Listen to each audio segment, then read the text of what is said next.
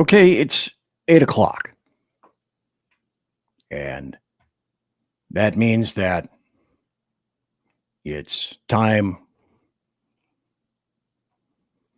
Okay, let's do that. Remove. There we go.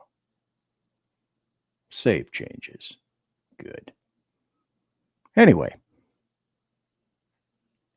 this is sort of the pre-show show, before the show.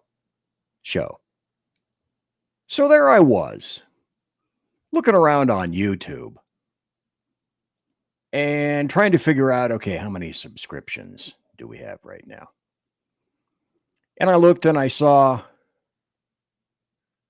well, it's still at 677. Be great if we get to 670.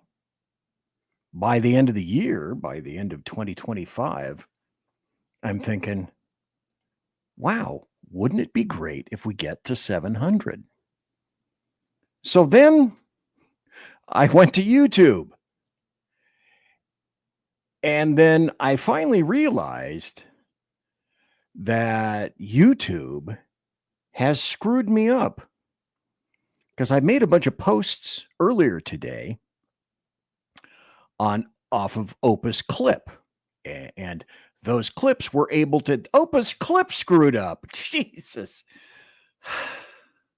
So I got Opus Clip sent to Twitter, X. And Opus Clip, if you don't know, are those little shorts that you see Sean and Jersey Joe make of their shows, and Earl of Mission Ready Men. Now, because I'm weird, you see, most people hold their phones like this, vertically. See, I think that's cheating.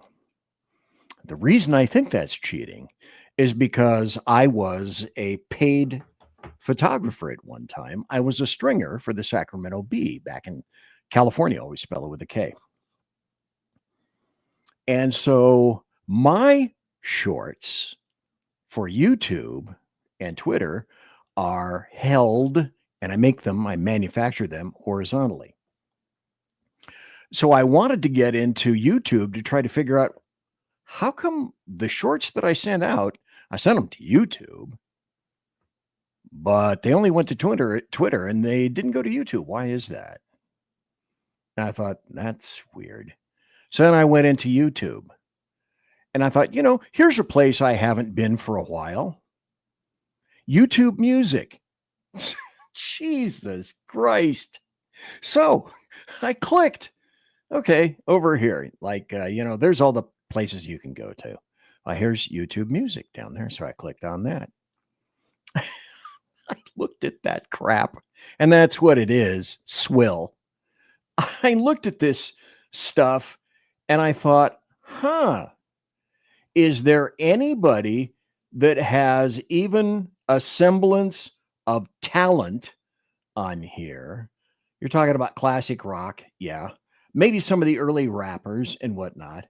And then there's all the rest of this dreck and crap that YouTube and apparently the rest of civilization seems to think passes, oh, Jesus Christ, as music.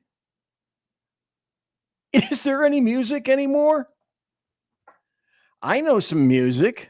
You're listening to Late Night Radio on the SHR Media Network. Caution, there will be mature themes explored and potentially adult language used.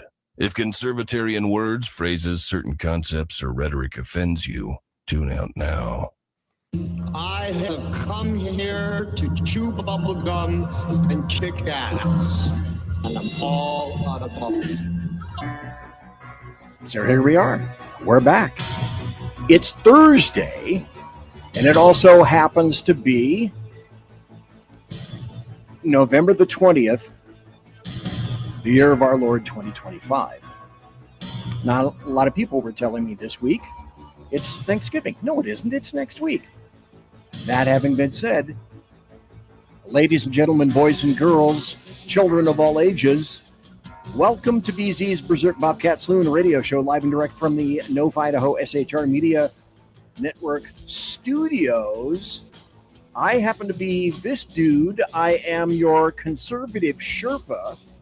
And as it says right here, my job's to guide you through the insidious maelstrom of Democrat, leftist, and globalist lies, chaos, deceit, tyranny, and betrayal. That's my job, Ming. And I'm going to be sticking to it as much as I possibly can. Please note, what you're about to hear tonight consists of my opinion and my opinion only. There are no guests. She no got guests tonight. So there are no guests tonight, Ming. And also, what am I doing? I'm fundamentally doing the job that the American media maggots refuse to do. I am fundamentally changing America one leftist diaper at a time. We don't water our drinks, just like we don't water our conversaciones. We are still serving stiff drinks right here in the saloon, along with facts, history, logic, rationality, proportion, clarity, context, tradition, and common sense for regular, normal people like you and me. You and me, normal people, right here. So, politics, religion, crime, culture, economics, race, sex, science, law. We talk about it all right here at the saloon, where the speech is free, but the booze is not. I am streaming on a whole bunch of different platformerones, like these right here. And you are invited into the last fall chat room of the year. This is my last plush, sumptuous, palatial, and resplendent chat room. And speaking of chat, I see that I already have a lot of people that are in chat.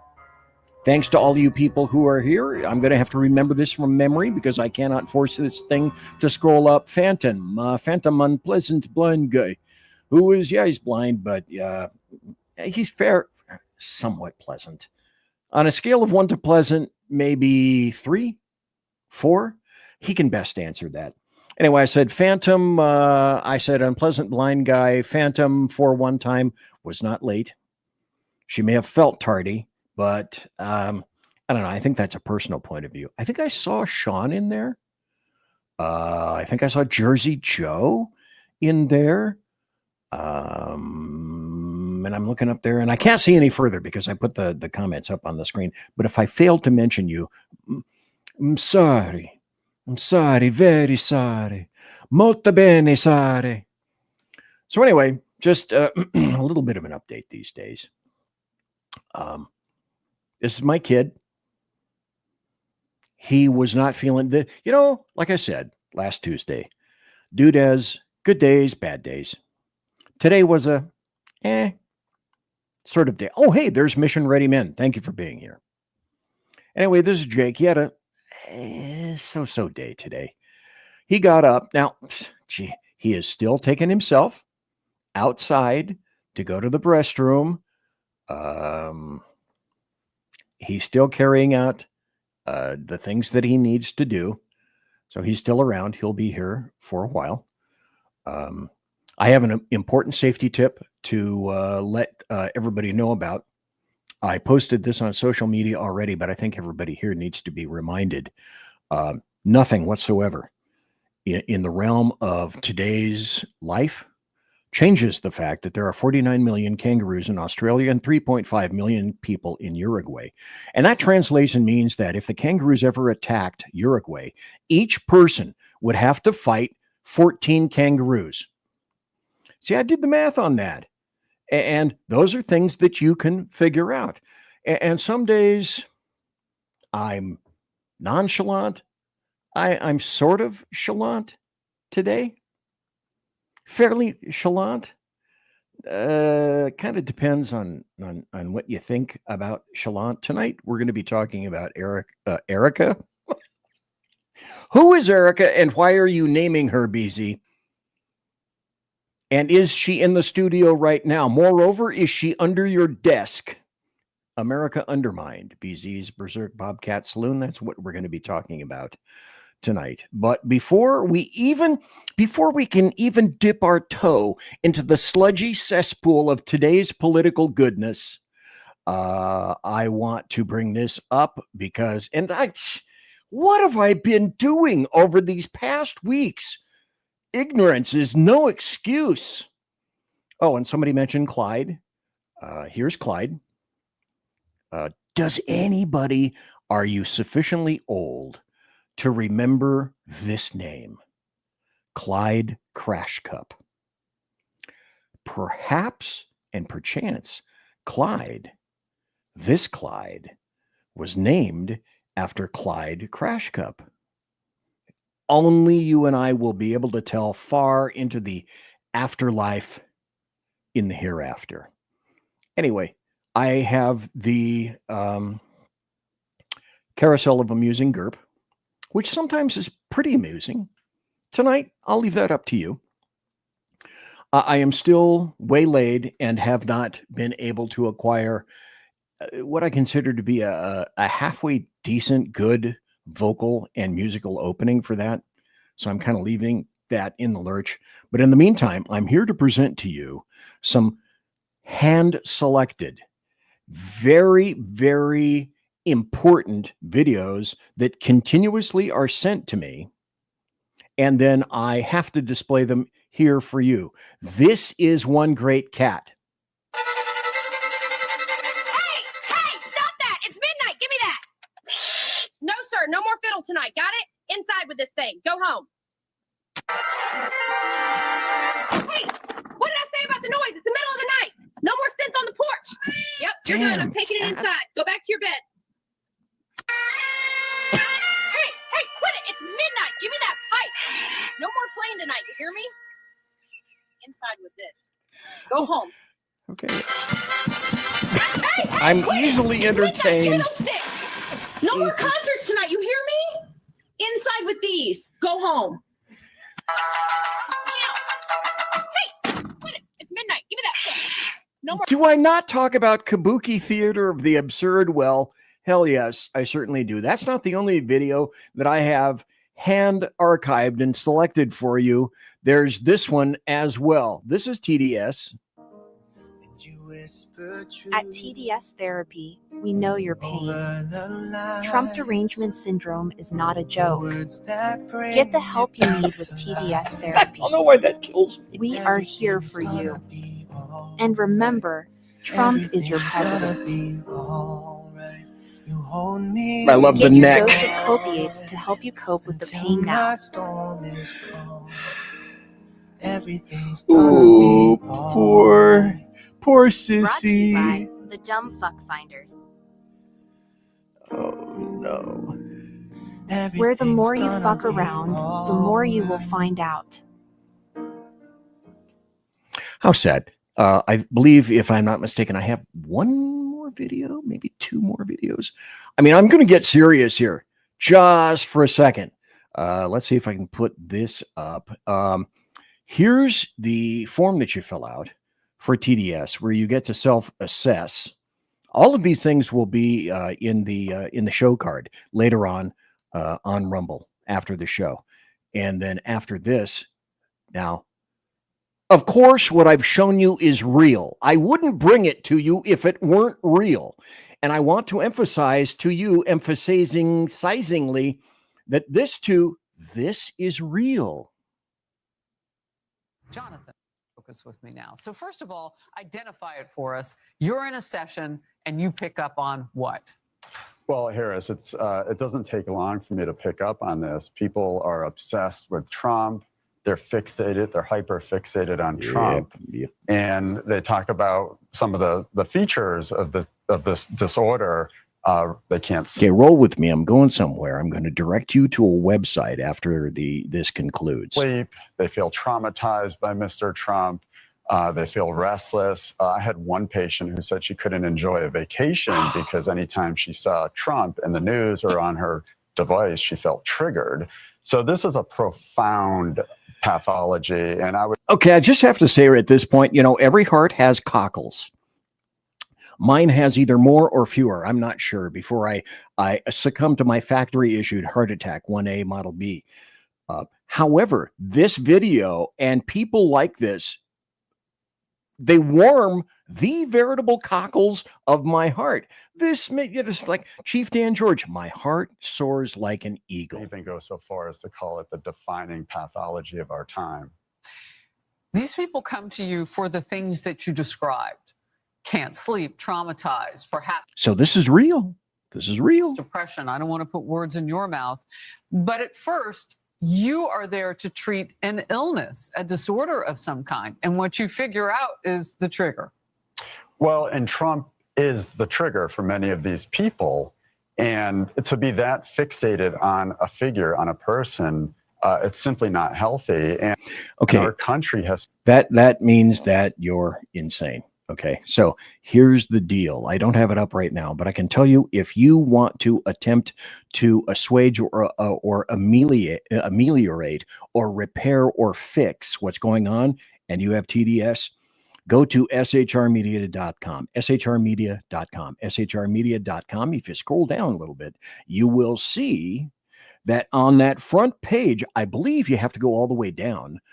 You will find that there are solutions to your problems, and they're all right there for you to see. It's a groovy thing. It's a wonderful thing. So tonight, let's see, we talked about the carousel of amusing GURP. We're going to go over the Chicago death toll. We're going to go over weapons grade stupid. OMG, boys and girls. I don't just have one story for you in terms of weapons grade stupid. I think I have probably 4, 5 this time around, and I'm sure you will all go, oh, that's really ridiculously stupid. And then we're going to go to happy stories. I do have some happy stories. And then, of course, as I indicated before, we're going to go into America Undermined. And you're going to see some of the crazy, crazy stuff that's going on. The Democrats are, in fact, now decubed. That's what I'm going to begin to call them. They are Democrats distract. Their job is to distract and deflect. So essentially, that is decubed, decubitus. That's a medical term, huh? And also, I created this meme probably 3 years ago, and it has come back like a little bastardette, and that is this: they are all saying, "We got you now, Trump." Did they really? Do they really? And then sometime during the show, we're going to have some information about this wonderful, wonderful politician who I believe hails from Texas. And then I'm also going to have some serious information here a little bit later on about, even though, yes, America is being undermined, there is still an innate underlying foundational problem with the Republicans. And I've said it, sadly, any number of times. And it was true then, it's true today, and I just hope that it is not true in the future. But of course, first we'll be going to this. The bloviating Zeppelins, HeyJackass.com Chicago death toll update. Courtesy of every leftist running that city. From the mayor, police chief, and every autocrat in the 50 wards. Well, you know what? I had to refresh that because who knows how many deaths and shootings may have occurred before I set this up a few hours ago. Anyway, this is from HeyJackass.com, HeyJackass.com, illustrating Chicago values. Chicago, the city of big shoulders, shot and killed 15, shot and wounded 73, total shot 88, total homicide 17. That is November to date. Now, the week in progress, November 16th through November the 22nd, shot and killed 1, total shot and wounded 14, total shot 15, total homicides 1. Year to date, shot and killed 333, shot and wounded 1,453. Total shot 1,786, total homicides 395. And that means, I think the top number was the same as it was Tuesday night. That means a person is shot every 4 hours and 20 minutes, but this has changed the number below. A person is murdered in Chicago, lorded over by King Mayor Brandon Johnson, we'll have more about him in just a moment, every 19 hours and 38 minutes. The bloviating Zeppelins, HeyJackass.com Chicago death toll update. Courtesy of every leftist running that city. From the mayor, police chief, and every alder crap in the 50 wards. You know, I seem to have recalled myself saying kind of some wonky things about that really wonky mayor, Brandon Johnson, with whom I previously referred a few secondos ago. You know, and I've said this before, you can try to go out of your way to create this leftist insanity because nothing truly typifies racist insanity like Chicago's Mayor Brandon Johnson, King Brandon Johnson. But for normal people, it's almost impossible to try to recreate this stuff. So Brandon Johnson says Trump is trying to relitigate the Civil War. So we know that the intentional attacks that are coming from the Trump administration and the extreme right in this country has very much been what I call it's an attempt to relitigate the Civil War. Right? They have not accepted the results that the North actually won, right? Because if you look at all of the attacks, it's not just black cities. He's going after education, housing, transportation, good paying jobs, and healthcare. Those are literally the 5 demands of descendants of slaves post-Civil War. So it's evident that they are not, committed to actually realizing the full dream of what this country can offer. So how do you come to those conclusions? How can that guy be so daft? And the answer is he's an underminer. That's what all of these people are. Their job is to undermine you and everyone else. And at this point, normally I have trouble trying to find the things that would be appropriate for this. This is weapons grade stupid. And I don't just have one. Weapons grade stupid. The segment where anyone can play, but leftists are overqualified. I found this in the New American, and I get my stuff from all over the playing field.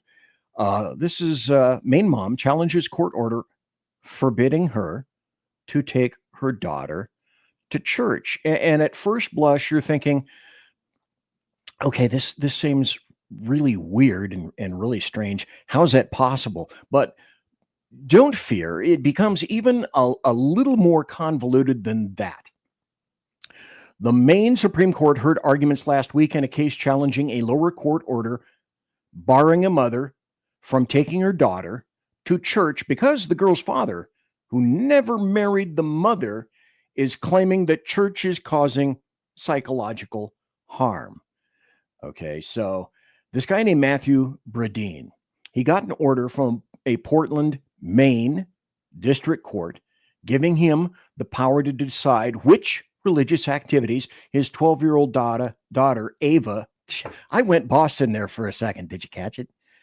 May participate in. So the mother, Emily Bickford, the relationship ended before Ava was born.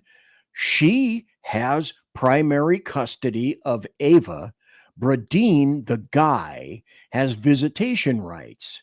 So Bickford and her daughter were attending Calvary Chapel, an evangelical Christian church in Portland, Maine, for more than 3 years. After Ava told her dad last year that she was planning to be baptized, he went to court to try to stop that. Now, this is the important part about all of this.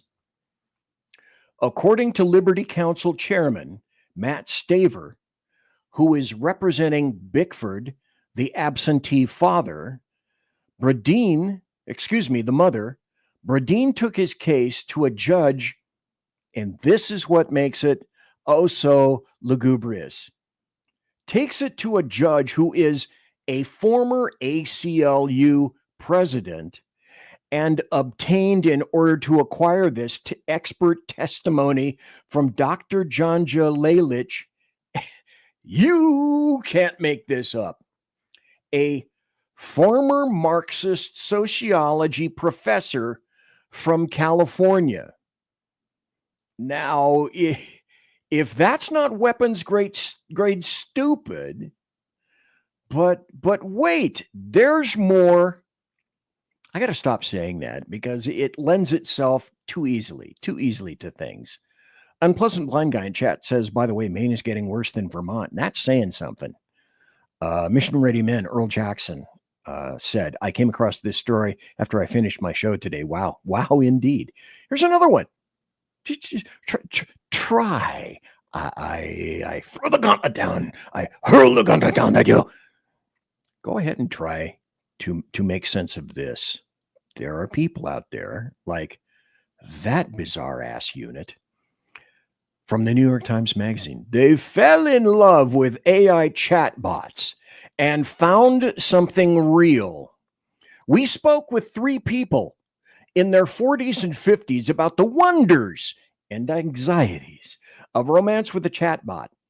Here's Blake, 45, lives in Ohio, and has been in a relationship with Serena, a chat GPT companion, for 3 years.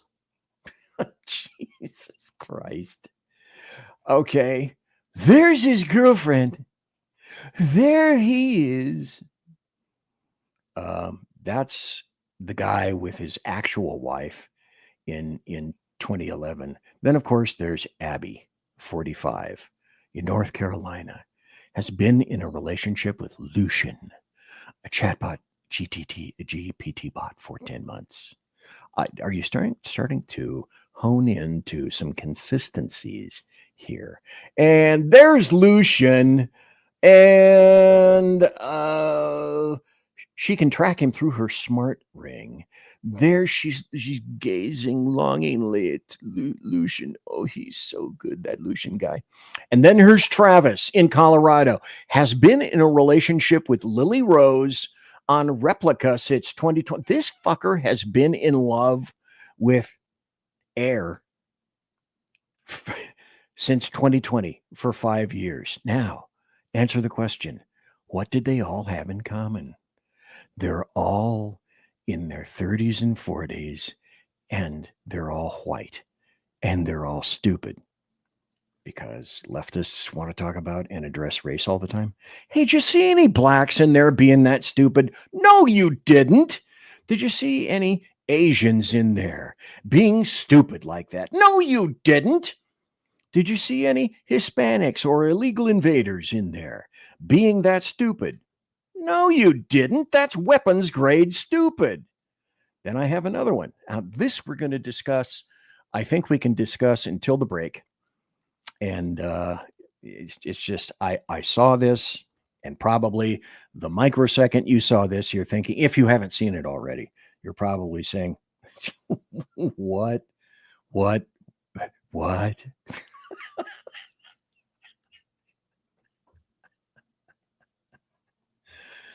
The Bush family wants to come back after Trump and make us be Democrats all over again. Now, just because we didn't like George, because we discovered what kind of a limp-wristed, ridiculous waster of cash and spender he is. You know, he spent like a drunken sailor on his very first shore leave. And I'm sorry, I apologize to all the drunken sailors that I have managed to insult by saying that. He's a capitalist. He's a Republican in name only, like so many people that were swirling about his universe there at the time.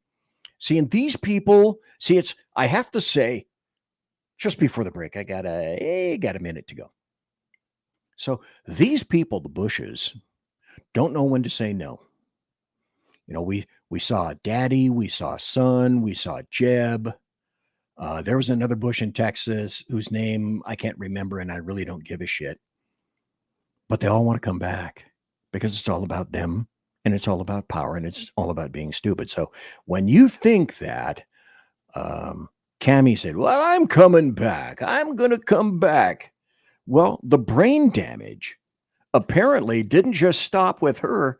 It's going on with the Bushes. It's like if I made my face big right now and I tried to slap myself, I'd knock my neck off. And that's when we say, weapons grade stupid. A segment where anyone can play, but leftists are overqualified. See, and this time I didn't have just one for you. I had a bunch. And I've actually got 2 or 3 more. But in the meantime, I don't have time for it. I'm going to have to go to this. So I'll be right back. Conservative media done right. You're listening to the SHR Media Network. Mission log entry. I mean, let's face it, who's even counting anymore? The Lost Wonder is officially off course, chasing rogue rocket launches, fringe science, and things that probably violate causality. If it burns fuel, bends time, or makes scientists very uncomfortable, yeah, I'm probably going to talk about it. Every other Sunday on KLRN Radio, The Lost Wanderer, because space doesn't come with a roadmap, and honestly, I wouldn't follow if it did. Hello, I'm Matt, a student at Hillsdale College. Here's Hillsdale President Larry Arnn on the continuing relevance of the Constitution. Many argue today that the Constitution is outdated because it addresses problems peculiar to the 18th century. Some parts of the Constitution do read rather quaintly. Consider the injunction against titles of nobility in Article 1, Section 9 of the Constitution. But is that so outdated? The purpose of the injunction is to prevent the government granting special privileges to some for partisan reasons. This strikes at the heart of the rule of law. The crony capitalism, so common today, is a place where the government bestows favors and tax dollars on some businesses to give them a leg up over others. This is exactly the kind of thing the Constitution was meant to prohibit. The Constitution is not so outdated after all. This Constitution Minute was brought to you by Hillsdale College. To join the national conversation on the Constitution, go to constitutionminute.com. Hey fellas, are you mission ready? You need to check out Mission Ready Men via Earl Big E Jackson on Tuesdays and Thursdays, 9 a.m. Pacific, 11 a.m. Central, and noon Eastern. It's a show that equips you to navigate our society's challenges from a biblical perspective with courage and conviction. Tune into Mission Ready Men as we examine our culture through the prism of biblical truths, teachings, and how to apply them in our daily lives. Prepare to step up, stand out, and step into your role as a man as ordained by God. That's Mission Ready Men, hosted by Earl Jackson on the SHR Media Network. And get mission ready.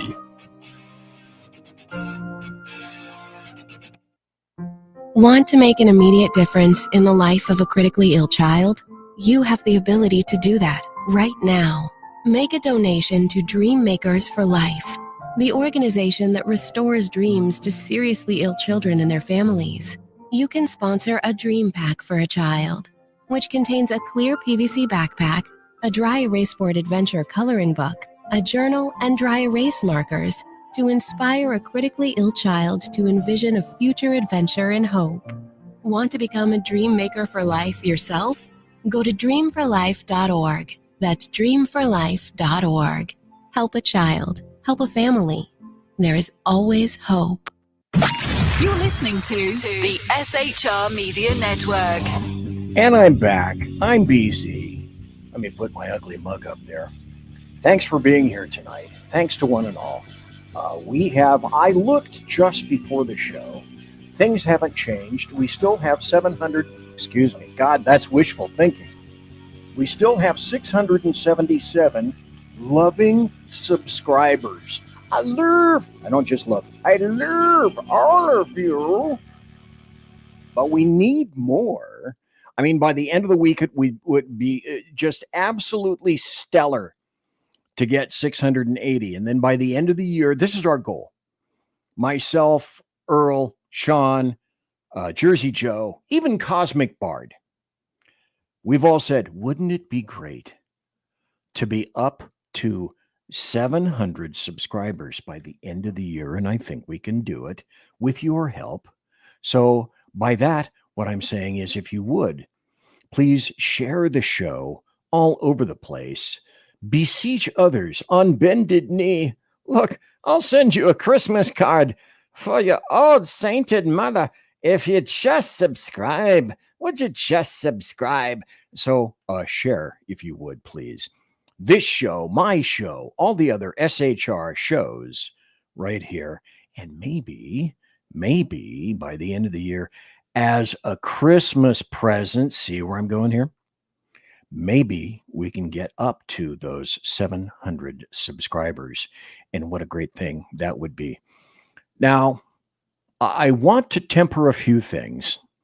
We're going to go into, and the theme tonight is America Undermined. Because in terms of holy hell, well, yes, it is. Holy moly. But I also want to play you this, because we need to center up. I'm going to tell you what I told you, and I'm probably going to end up, I'm sorry, I may end up sounding like a broken record again and again. But we're discovering this is being proven out altogether too many times. And that's it. The thing that we have to realize as conservatives is that everything that we think of as logical, as rational, as cogent, buttressed with facts and great arguments is that for which the other side couldn't care less. All they have are emotions. Okay. It's like trying to argue with a pine tree, or as I use frequently, a potted ficus. And that's mostly not going to occur with any amount of cogency whatsoever. The only thing that they pretty much admire or respect, like Islam, is brute force and numbers. Stop. For those of you who just tuned in, numbers. Okay. So no matter how assuaged we may be, that, nobody can win behind those crazy thoughts and philosophies. Oh, yes, they can. They can win on those crazy platforms because they got the numbers. Okay. So a lot of people will be saying now in response, okay, but on the off year, it's not surprising, particularly in blue states, that conservatives and Republicans didn't do all that well. Okay, yes, granted, I will cede you that. But the other thing we need to pick up on is the fact that New York was the New York City election was a great illustrator of what could happen nationally. And we've always had a problem with this. The only thing that these people need, and they're mentally and philosophically bankrupt, all they need are superior numbers on voting day. And I see it around here all the time in North Idaho, in Kootenai County, where I am. I start to go back and then I run the numbers of those people who voted, like, for example, sheriff, various bonds and bills and whatnot in our county. And the numbers of people who show up on voting day, though this is a red state, and the population is nowhere near California, not even a good city. All of Idaho wouldn't even make one really big city in California at all. But the numbers are terrible. And the numbers of Republicans showing out. Oh, yes, New York City is not a Republican city. But all they need is to firm up the vote and get out. And, of course, cheat. Because that's going to be a given. Last Tuesday, I also showed how there were big problems with Proposition 50. And that was clearly illustrated. Sean from Edge of Liberty has talked about that any number of times, about what's going on in California, always spell it with a K. So the only thing that wins is showing up on election day and voting early and being present. And if you have a mail-in ballot, mail it back in. You play by the game, by the rules that were set by the people that seem to be sweeping the game board. So the only thing they need are superior numbers on that voting day. And that has historically been the biggest problem with Republicans. I want you guys to hear this. So this is a House vote, a generic vote for the House of Representatives. And we track it all the time because, of course, it gives you the national mood, number one, but also it gives you an idea of where the House is going, where people where voters are considering when the elections come up and who they're going to vote for from the House of Representatives. That poll. Okay, stop. It's not just the House, it's the Senate. If we lose one or both, we are well and truly fucked. Now, Trump has made some, what I consider to be some rotten decisions recently, but that doesn't mean that I wouldn't vote for him again. And I'm not voting for Trump. We'll be all voting for other individuals. The left are voting against Trump. That is whom they are rallying around. But listen to what this guy has to say about the numbers. Done on the 10th of November, which is very important here, guys. It went from Democrat 1.2 to Democrat 7.8. And it almost all came from, by the way, some of the people who say they're undecided or they're picking somebody else, a third party, going to the Democrats, and a bunch of Republicans actually saying, I'm voting third party or not voting at all. Right. And of course, at the end of the day, the third party vote share. Now, we always have that, right? We Republicans have a hell of a time trying to rally the troops. Will not be that high, but it does tell you that a lot of Republicans are thinking of just not voting. All right. So, okay. And stop. I have to say that Trump is kind of the political two-trick pony. There'll never be another Trump. There'll never be another situation like a Trump. Everybody says, yay, that's so great. But don't count on there being another Trump. There will be other shows in the future about who I think should get in the ring, all that sort of thing. But it still gets down to basic foundational bedrock precepts like get out the vote. That was out on the 10th. And now we have the Maris poll, which is an opportunist. They're not MAGA friendly, but it does show you the direction. They never waste a chance to exaggerate a Democratic lead. But it is noteworthy because there's being done 4 days later showing Democrat plus 14 does give you a bit of an idea of where this is going. And I got to tell you, Steve, after last night's debacle, the Republican Party came out looking very, very bad last night. So none of these interviews that we're talking about today takes into consideration the recent infighting that you've been seeing over the weekend, even into the early this week, and then what happened last night. And I know that. And we're infighting now. And that's a big problem. And a lot of people are saying, myself included, Trump is screwed up. I delineated all sorts of things last Tuesday night about how I think Trump screwed up. MTG is, I talked all about. I'm not going to talk all about that again for Marjorie Taylor Greene. But we have some very serious and big issues here.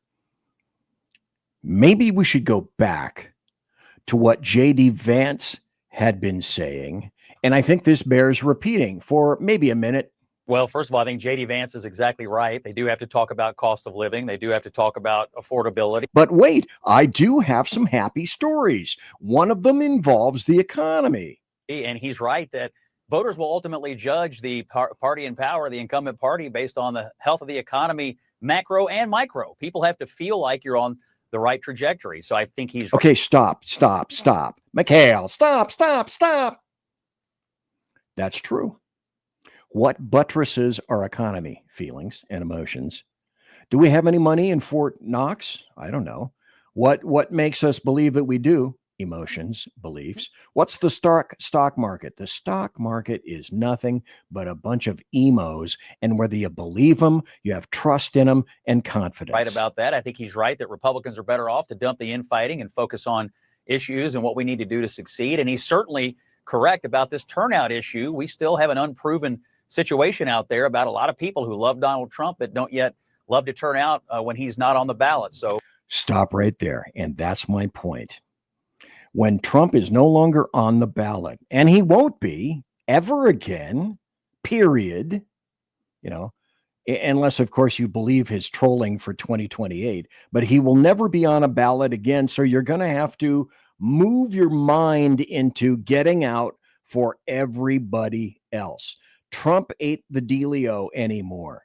He's not the one. He's going to do what he can when he can, But if you're hitching all your wagons to the Trump star right now, you must think about the future. So what Jennings said here is completely correct. All these things are correct, and I agree with him. It's, you don't want to run around like chickens with your head cut off when something bad happens, but at the same time, you do want to learn from situations, and I think there's probably some things to be learned last night about candidate quality and the way we're running campaigns in certain places. But we have to remember, these are blue states, very blue states. Democrats won in blue states, and so overreacting and being overly emotional is probably not a great thing to do. Just what I said, but you have to rally around, and you have to somehow get people to show up.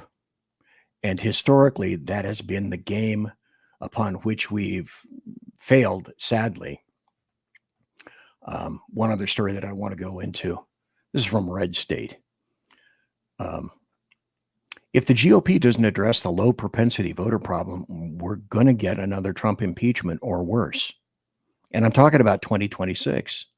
Now, just, 6 months ago or so, people, Republicans, conservatives, were saying, oh, it's shit. It's going to be another Galactus-Thanos red tsunami. Bullshit. No, it won't. No, it won't. Trump isn't on the ballot. You're going to have to look down ballot. You're going to have to look other places. You're going to have to find somewhere that excitement to continue in 2026. And people are already saying, well, just like last November 4th, a week or two ago, 3 weeks, you have to expect that on off years, we're just not going to do very well. On off years in blue states. Got it. I'm like a director. Yeah, you know what? Yeah, I see that. I understand that. But it's still a matter of numbers. So a lot of voters didn't realize that there were a ton of elections in your community. Now, the people that watch this show, they're tuned in. They have My Favorite Martian, little ears, little antenna coming out of the back of their heads going, I'm in tune with the moon. Not everybody is. Those elections were critical in securing the America First agenda. And yet, sadly, a lot of people didn't show up. And that has and always will be the problem. You have to consider that perhaps Trump was the anomaly. Unless we find and designate someone upon which we can rally around. Now, I happen to think that's J.D. Vance. Some people think that it's somebody else. But it's because, again, America Undermined, you have to realize that you're fighting this crap too.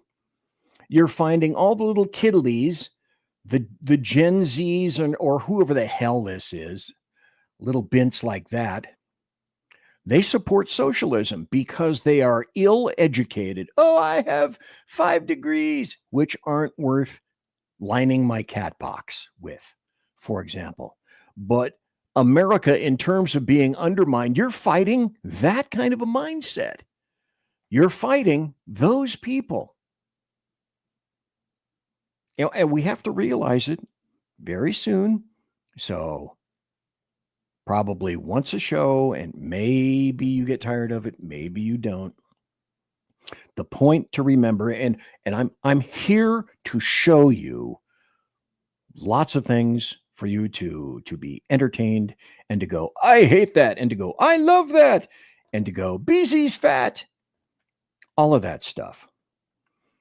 I'm here to also archive what's been happening during this period in our times, which is why I archive all the articles, all the videos in my sites, and you can go look them up, find them.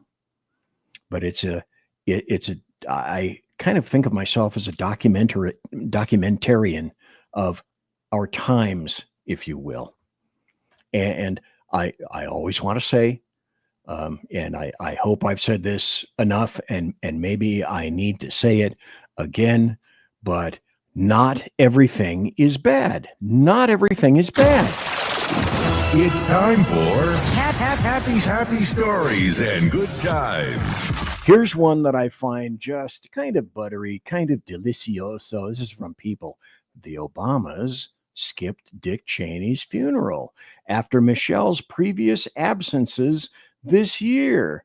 So also from Dick Cheney's, God, I hope you people are sitting down, because if not, I guarantee you, you guys are going to get the fan tods. You're going to start seeing the swirlies and the stars, and you're going to look back and say, where's my fainting couch?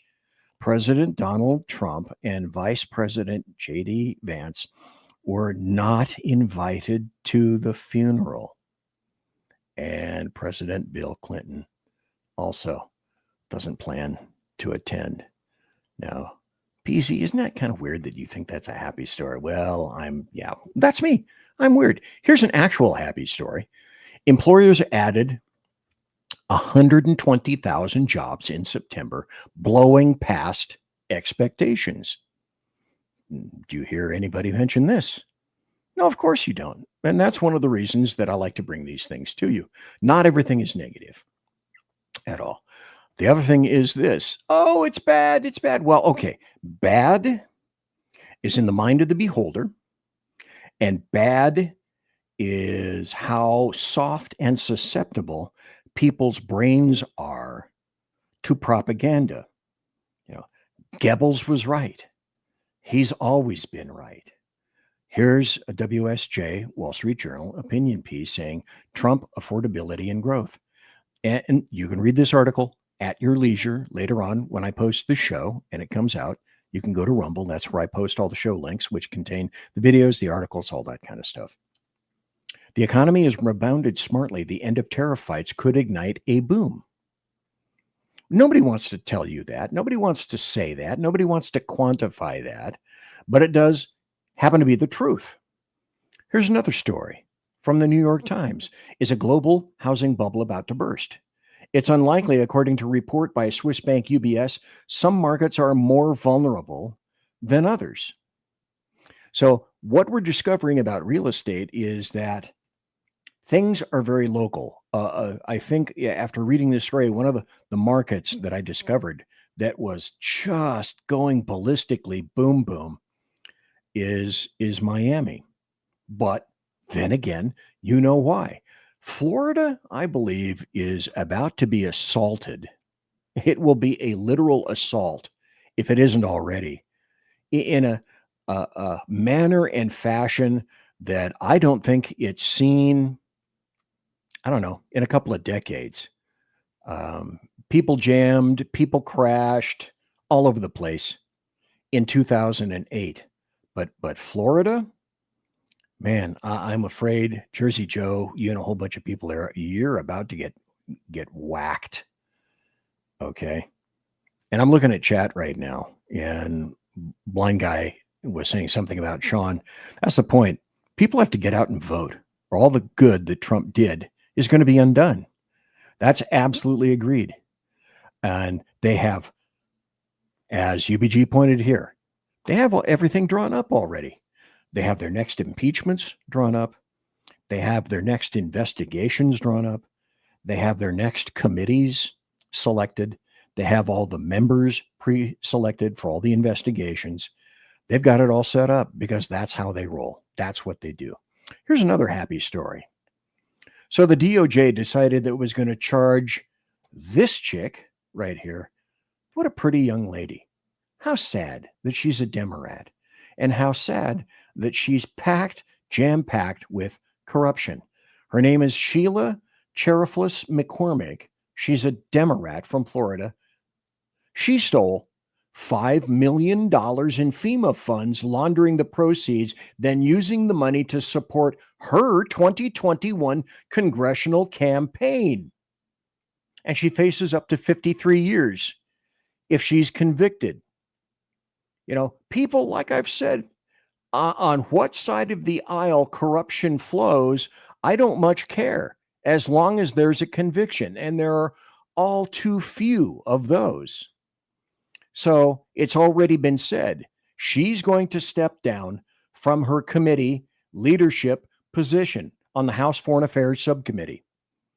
So I guess you could say that that's a happy story, and that's a step in the right direction. So you got to take the wins whenever and wherever you can. The other thing is this. This is a big story. This is a big happy story. America's foreign-born population drops by 2.3 million thus far, just now, under Trump, which is, I don't know, that is a wonderful, wonderful thing. That's a huge plus. So that's a happy story as well. You know, remember people said people, okay, sorry, BZ, not people, leftists, Democrats. They all said earlier, well, you can't deport and remove a few thousand people. It's just not physically possible to do that. Over 2 million people have been removed by ICE and deported already. HMOG, if that isn't a massive win, I don't know what is. Here's another win. Now, of course, BZ, you completely recognize that this is going to be litigated up the ass. Of course it is. But otherwise, under somebody else or a Democrat, you would not see this. Trump administration announces a plan for new oil drilling off the coasts of California and Florida. California always spelled over the K. California is going to go nuts. They will be shitting kittens and car parts. And Gavin Newsom and all his little asshole buddies will be doing their level best to seek court injunctions against all of this stuff. But it's still a happy story because it otherwise would not have been occurring. And here's another one. I think this has just a wee bit of schadenfreude. I saw this and I went, oh, I can hear the tears from here. Okay, they're playing a Jasmine Crockett video. So hold your horses. I am going to be getting to the Jasmine Crockett video. 2 of them, actually. And another one. God. I see lawsuits up the ass coming very soon. I see lawsuits between here and the moon. Wait until you see the one that I think is coming. But this was great.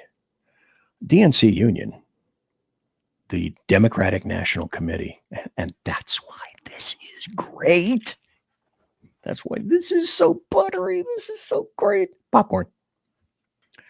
DNC Union erupts in outrage over shocking and callous order to work in person 5 days a week. Now, if I had a producer, you would have heard, but I don't, so you didn't hear it. So I'm just going to have to do it myself. Staffers at the DNC seethed over the party's new directive to show up to the office and work in person 5 days a week, blasting the order as, I love these 2 words. Oh my God, I love these 2 words. Showing up to actually produce a work product and show some kind of metrics that you have done something. For example, what are your producibles? What are your measurables? Well, we don't have any. We never did and probably never will. They said it was shocking and callous. So the DNC chair, some dude named Ken Martin, told workers during an all-staff meeting on Wednesday, the National Democrat Party is going to require the entire, this is like, I can't breathe. Will require its entire Washington, D.C. based staff to return to full in-person work starting in February.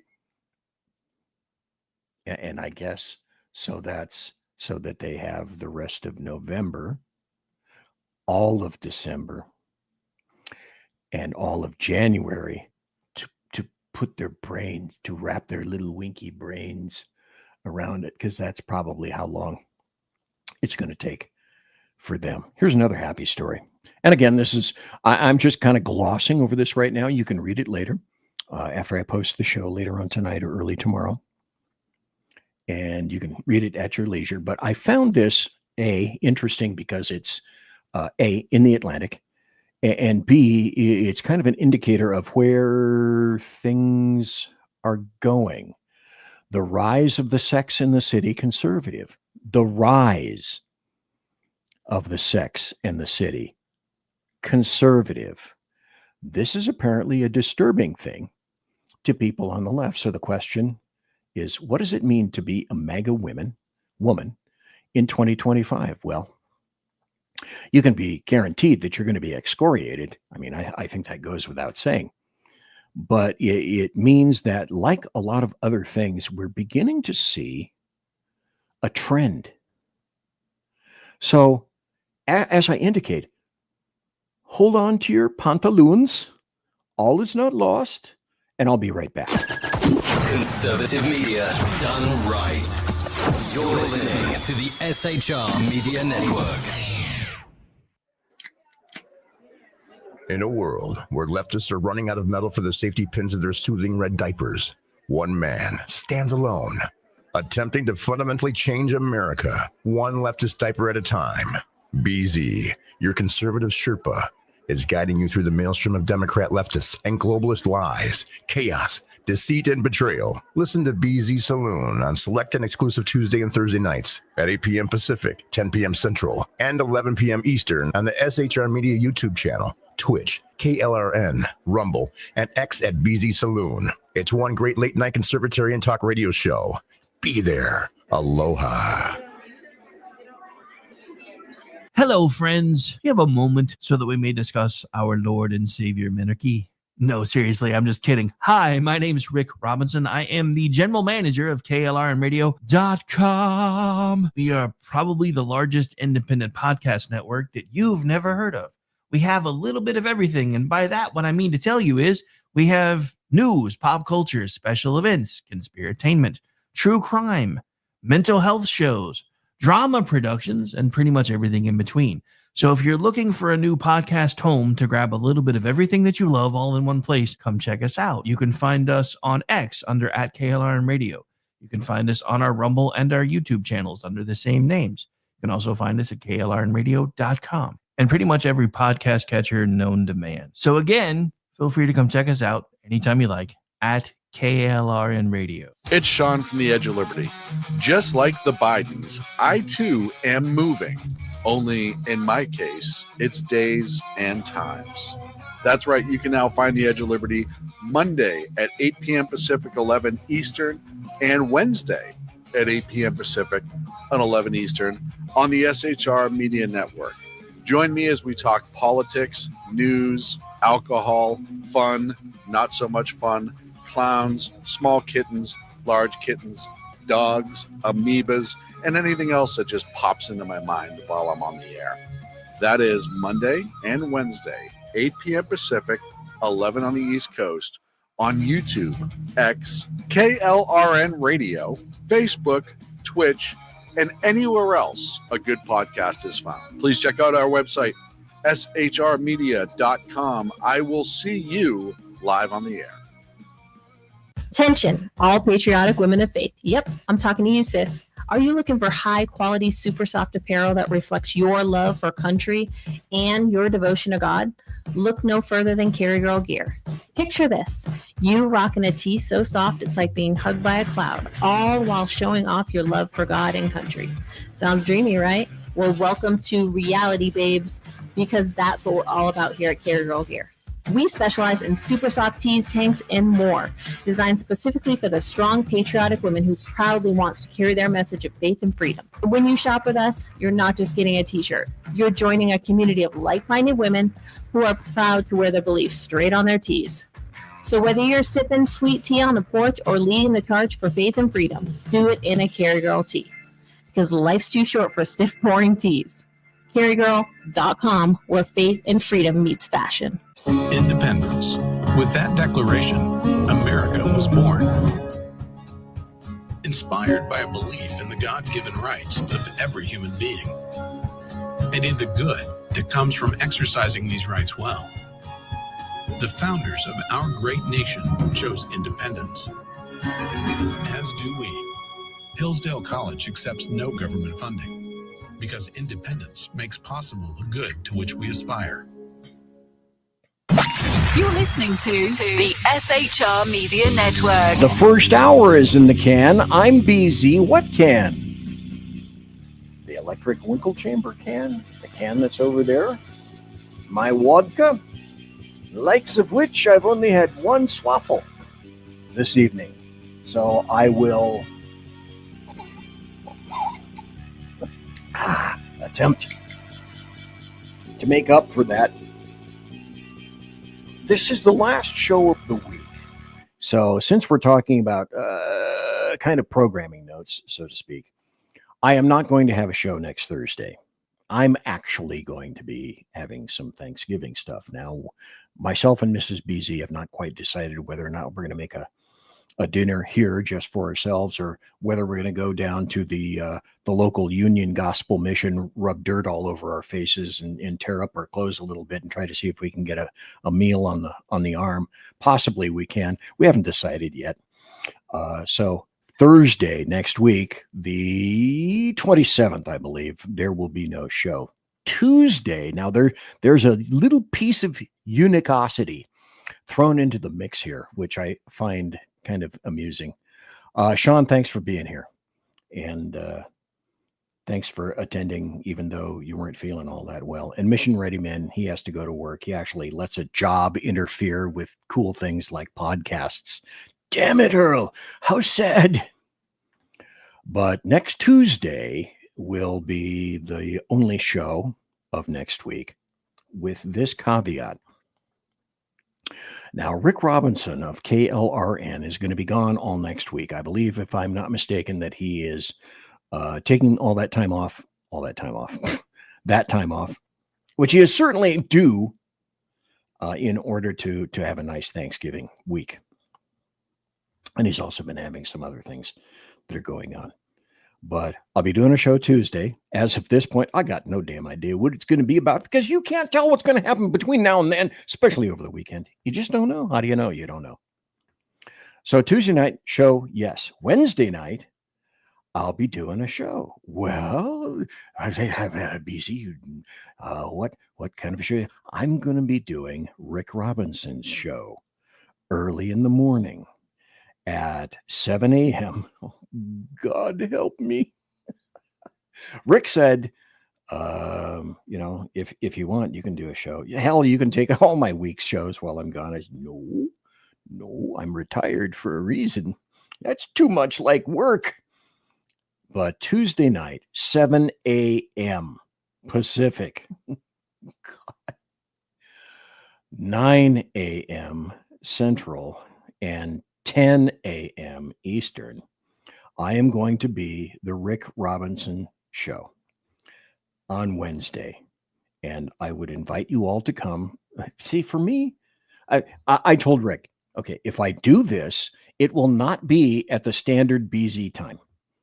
I will do it on your time, or I will not do it at all. So this will be interesting. I might suggest that you come in and look to see if BZ is actually awake. That's going to be an interesting show. I am not going to do a 3-hour Rick Robinson show. NFW, nope, wouldn't be prudent. NGH, not going to happen. But you might want to show up Wednesday, and it'll be on KLRN, and I'll have to figure out a way to put it on any of the other channels, or you can just watch it on KLRN on X. So that'll be unique. That'll be interesting. Let me put this up here too, because now we're getting into the point where, as I was saying before, America's being undermined by all the people that you see here and more. And this is an AI created photo. And what I told Grok was, give me a commie, give me a muzzy, give me a politician, give me an anarchist, and give me an American media maggot. And you can see that's who they are, from left to right, trying their very best to undermine America. And then way in the background, you can't really see it, is the U.S. Capitol. Grok didn't do that. You can beat the hell out of Grok sometimes, and sometimes it'll give you what you want, and sometimes it won't give you anything close to what you think you ought to be getting. But this is to the point where, as I said before, this is what the Democrats are doing. This is what they're thinking. This is what they're feeling. We got you now, motherfucker. We got you now. And apparently not. See, because with this Epstein thing, if you remember, Trump was actually the first guy to go to the police about Jeffrey Epstein.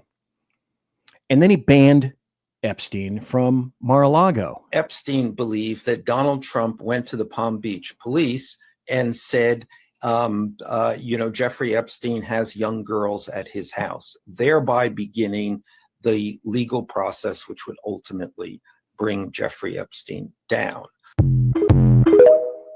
Okay, but the dealio about that was Epstein believed that Donald Trump... Quiet.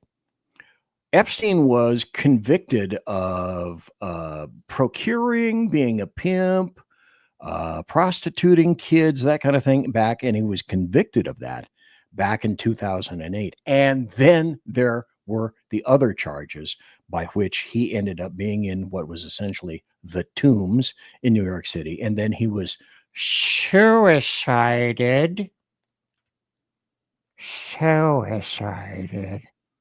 inside there.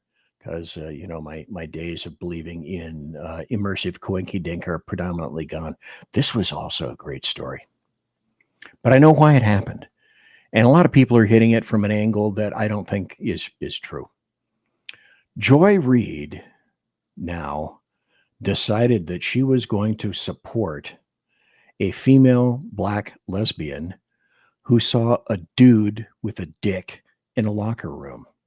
And I can't remember that gal's name. Maybe it's in the story here. Okay, that's the guy right there who claims that he was a she in a locker room.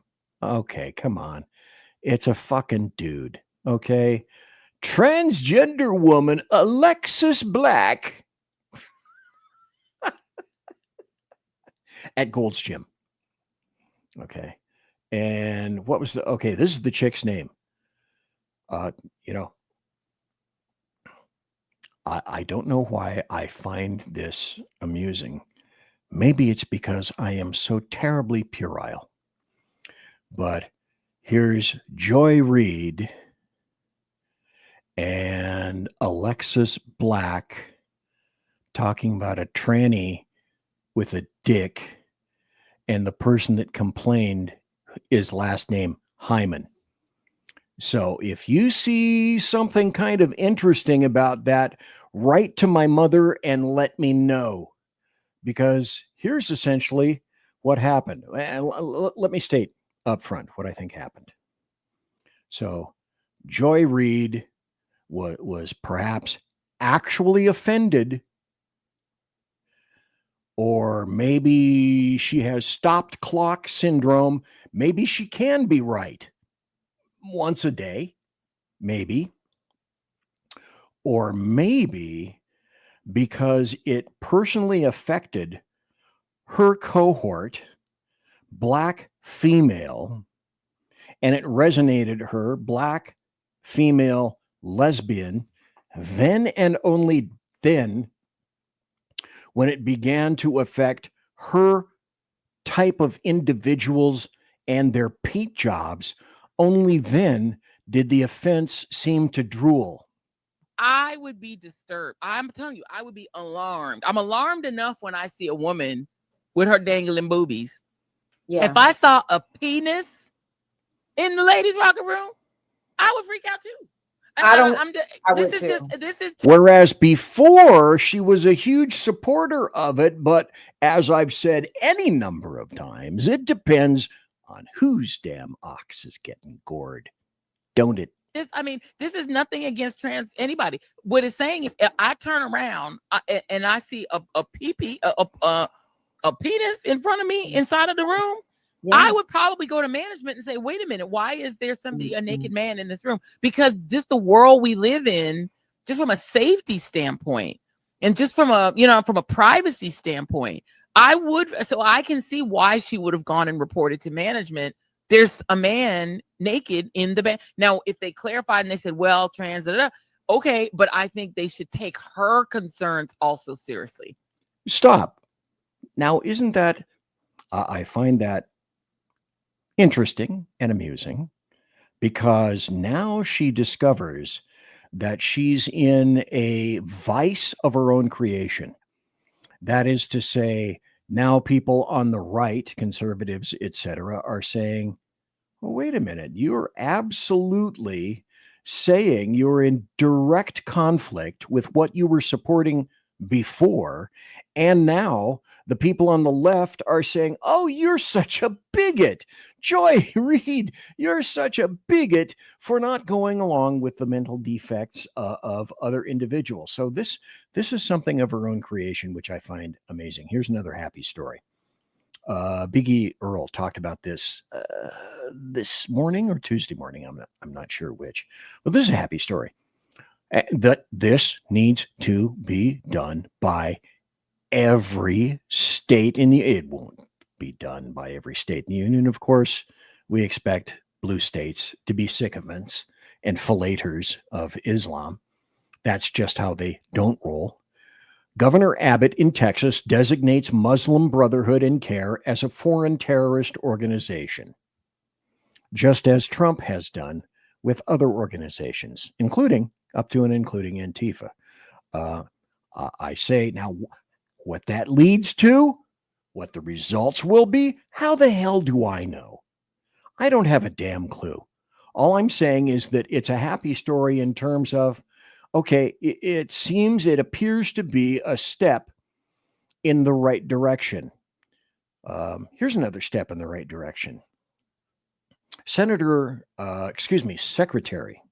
Brooke Rollins found 5,000 dead people on Snap and 500,000 people, 500,000 people getting Snap 2 times under the same name. Well, how does that work out? And 20 plus others did not, and we're suing. We're in a litigation right now. But of the 29 that complied, what we have found is staggering. 500,000 people getting benefits 2 times under the same name. 5,000 dead people.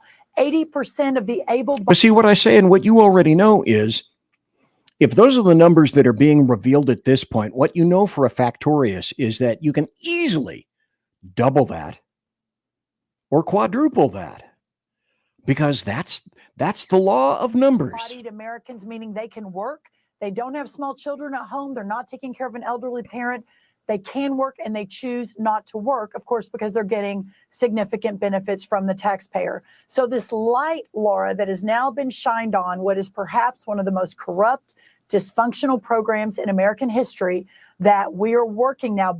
Very big announcements coming next week on this. We are cracking down. We now have a plan to fix it. And we're really, really excited about doing that for the American people. But see, these are the numbers at this point. You and I knew that this was already occurring. And then in terms of happy story, we knew that this has occurred, which is everybody on Snap is going to be required to reapply to the program. And if you do what BZ calls the logical extension, that means that, in my opinion, everyone on every government program, on the federal government, states are never going to do it because they're states. And especially the blue states are never going to do it. There's never going to be any accountability. You can take that to the bank.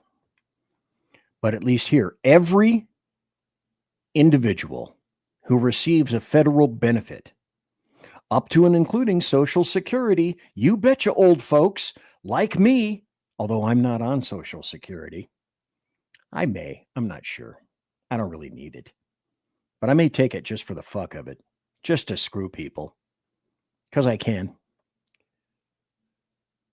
All those people need to be revetted all over again. Completely. 186,000 dead people, hundreds of thousands getting double the benefits. And doing this is, in truth, exactly what it is that I voted for. You know, you don't hear about Doge anymore. And I should try to focus myself a little bit more on Doge. I should try to dig up some more stuff about Doge, perhaps for next week, for next Tuesday. But what some of the evidence indicates is this. Because your tax dollars are being well spent, aren't they? Now, for those of you who are listening later on in Spreaker, because Spreaker doesn't go live, I'm going to mention this verbally to you. Food stamps by ethnicity. This is copyright 2025, The Personal Finance, LLC. Percentage of U.S. households receiving SNAP benefits. Of those U.S. households receiving SNAP benefits, 45.6% Afghan, 42.4% Somali, 34.8% Iraqi, 34.4% Dominican, Caribbean, 28.2%, Native, Puerto Rican, Cuban, Black, 24.9% Black, Arab, 24.1%, then Cambodian, Haitian, Pacific Islander, Honduran, Armenian, Bangladeshi, Moroccan, Mexican, 17.9% Mexicans on SNAP benefits, food stamps by ethnicity.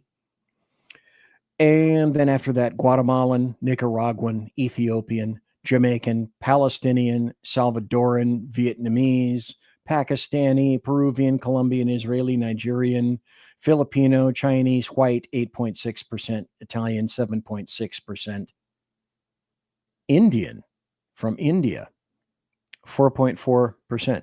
I will have this graph available for people to see later on in the show notes. I find that kind of interesting as well. Now, SNAP, God, let me see if I have this correctly.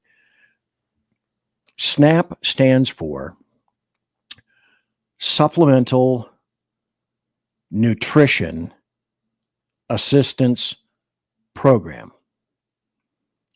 And nutrition means that people think that they should be able to go in and get candy bars and all this kind of stuff. Here's what's truly happening with your hard-earned American taxpayer dollars. Blue states have been busted. This is from Red State. Blue states have been busted for blowing nearly $500 million in SNAP cash on fast food. That's right, kids. That's where your money is actually going. But see, if it's $500 million here, $500 million there, you know, after 75,000 different programs that are pissing away your cash, soon you're probably starting to talk some actual money. But that's where your money's going. That is undermining America. That is undermining you. Also, in terms of undermining, which is this, we're on this portion of the program right now. And what do I have? 7 minutes before the bottom of the hour break. This is amazing. I appear to be getting through my topics in a reasonable amount of time. So let's go here. Uncovered documents show that top teachers' unions are guiding gender transitions, bashing conservatives, and that it's all an insane asylum. This is from Fox News.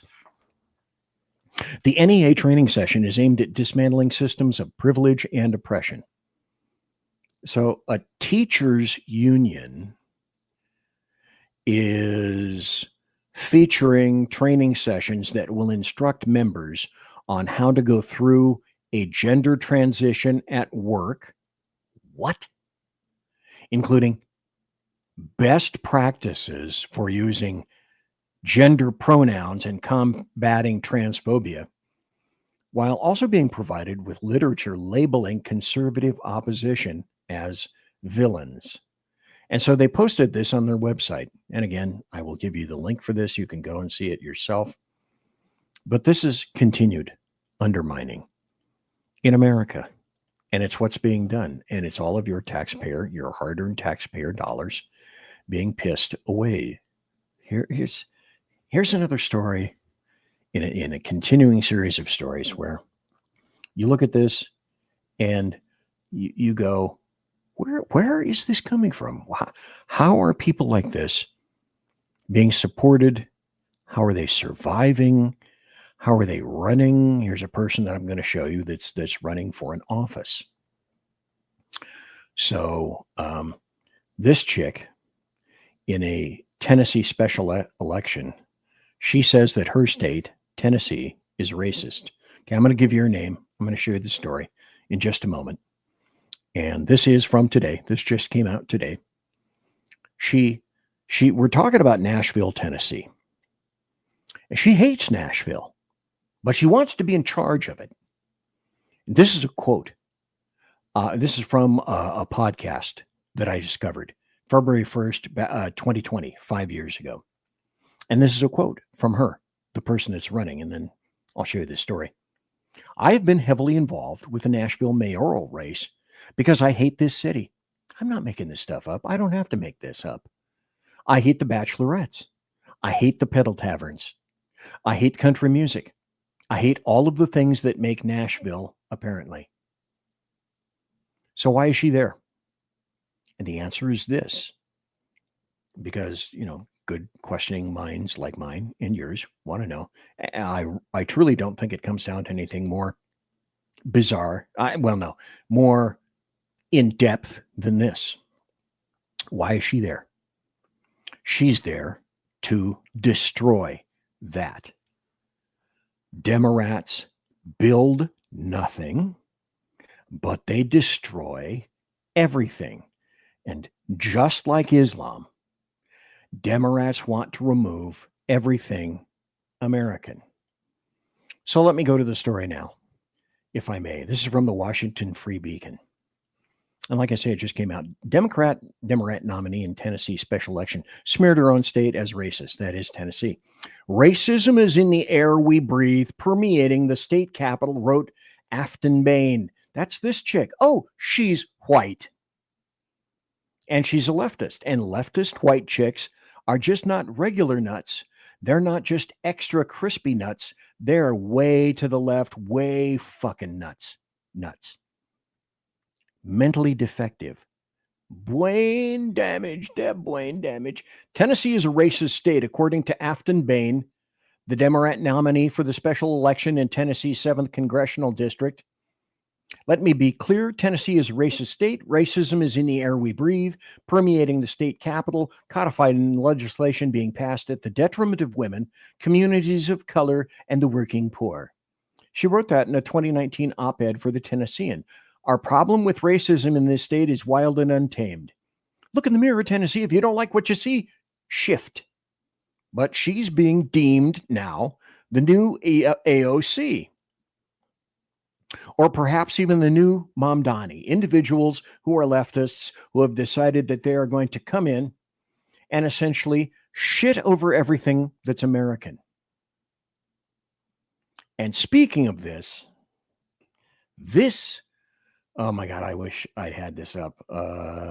It's not up. I'd have to go get it. This is directly from the House of Schadenfreude.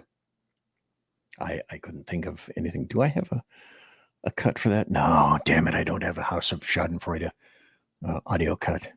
Anyway, let me put this up. So this is from Lee Zeldin. Okay. And maybe you can't see it because the words are really small. Lee Zeldin is the climate dude, one of the cabinet positions. And there was a video in which Jasmine Crockett, let me see if I can find, this Jasmine Crockett has said kind of some wild and crazy things about Lee Zeldin, and that he took money from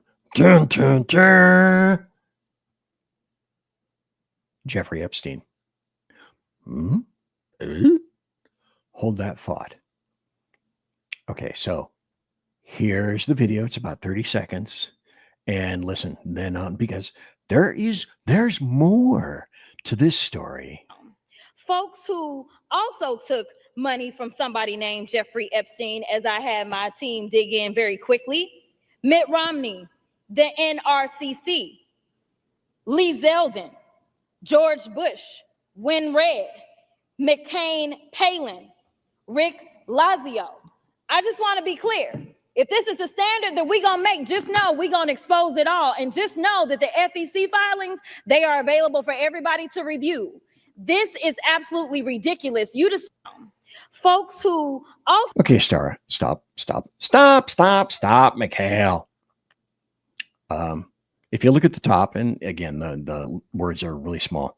Lee Zeldin says, yes, Crockett, a physician named Dr. Jeffrey Epstein, who is a totally different person than the other Jeffrey Epstein, donated to a prior campaign of mine. No freaking relation, you genius.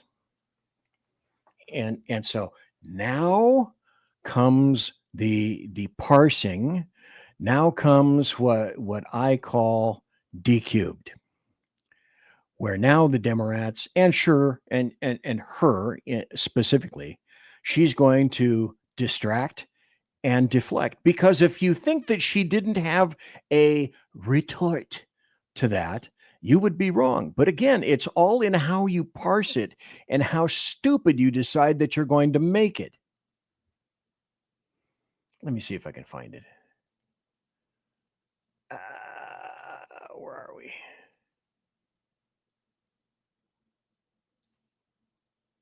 Here we go. Now, Jasmine Crockett went on The Source with Caitlin Collins. And here it is. Now, caught she was. Caught she was. Oh, shoot. You know what? I can't do that right now. You're going to have to wait while other people decide, well, we're going to do this. Conservative media done right. You're listening to the SHR Media Network. Listen in to the Reaver of Common Sense, where we cut through the noise of news and politics with a show equipped for bombast. Tune in Mondays and Fridays at 9 p.m. Eastern, 8 p.m. Central, and 6 p.m. Pacific, featuring a refreshing dose of reality. Jersey Joe fearlessly tackles the tough topics with no nonsense. Just pure common sense. Visit shrmedia.com, where you can hear the Reaver of Common Sense in action. He may not always be polite. He may not always be refined. But one thing's for sure. He always tells it like it is. Are you looking for a way to boldly express your faith and love for your country? Then check out 7 Armors, the premier apparel company for patriotic men of God, where faith meets freedom in style. Our t-shirts are more than just clothing, they're statements. Bold, stylish, and meaningful. From timeless messages to modern designs, we've got something for every patriotic man of God. Wear your beliefs proudly with 7 Armors gear. Don't miss the chance to wear your faith and freedom on your sleeve. Visit 7armors.com today and join the movement. That's the number 7armors.com. 7armors.com. Faithful, vigilant, steadfast, passion. Are you looking for bold and honest conversation about the issues shaping America? Well, let me welcome you to Unleash 101 with Jeremy Hansen, where we take you beyond the headlines. We dive into politics and culture, struggles of everyday life. It's raw, real, and unfiltered. If you're ready for truth with a punch, pull up a chair and join us. That's right, Unleash 101, where real talk feels like home. Find us at unleashed101.com, Spotify, Apple Podcasts, iHeartRadio, and more. We look forward to seeing you. Unleashed 101 with Jeremy Hansen.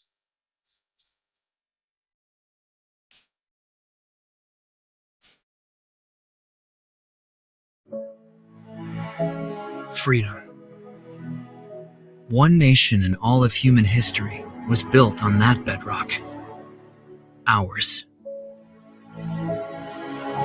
A republic of the people, by the people, and for the people. Self-government requires freedom, just as freedom requires an individual willingness to self-govern.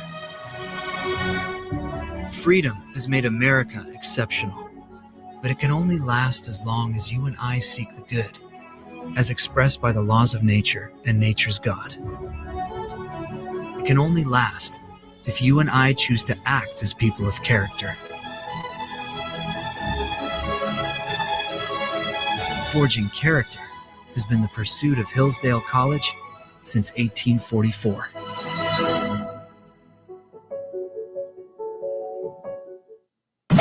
You're listening to the SHR Media Network. It's the final half hour, and boy, am I glad you're here. And I'm glad that you've stayed for the entire show.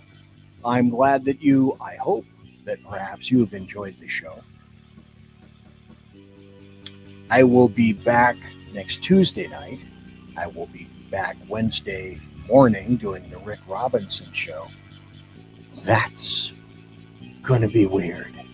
That's going to be really weird. And also, I want to tell everybody also, by the way, hey, drink up, Saloon, drink up, folks, because as you well know, folks, this is BZ's final hour. Step up. Last call for alcohol. And also, in case you don't know where this is or what network this is. Featuring bobosity, unrestrained, and a carnival of conservative cogitations. BZ, your conservative Sherpa, continues on the SHR Media Network. I am your bulbous one right here.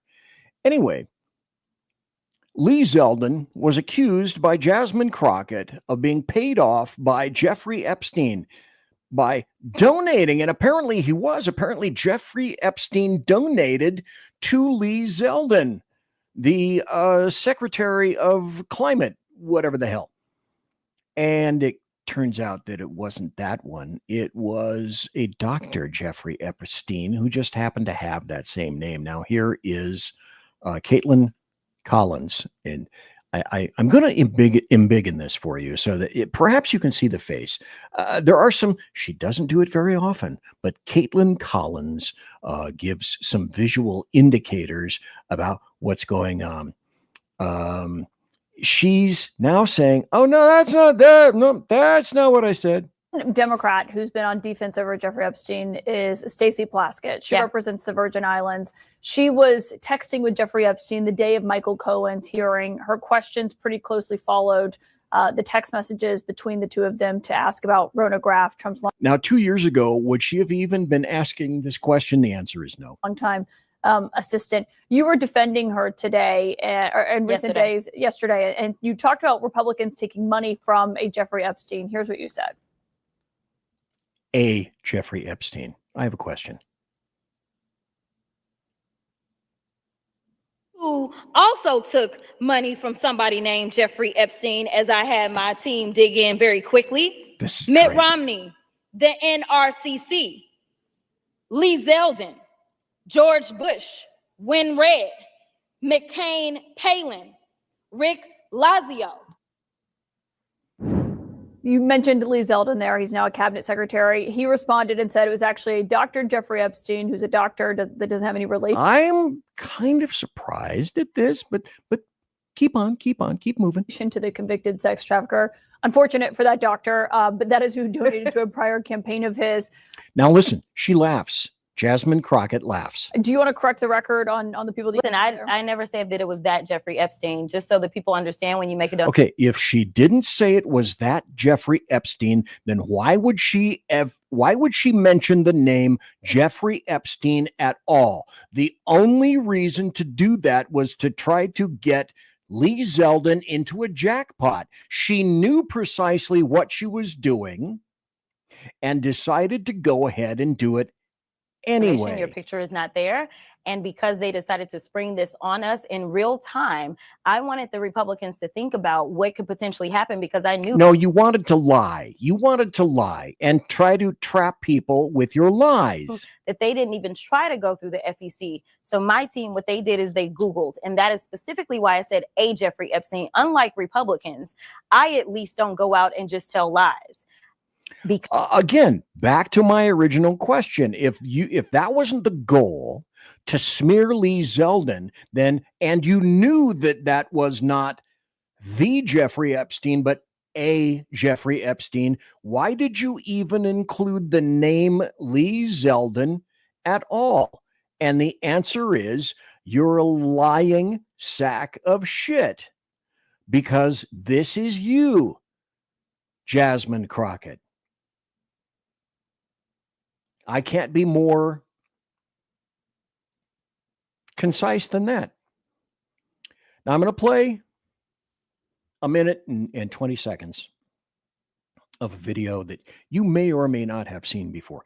I guaranteed you will have seen snippets of it, but I'm going to play the whole thing so that you hear the exact words as they were created by leftists. And it's this cadre of 6 Democrats.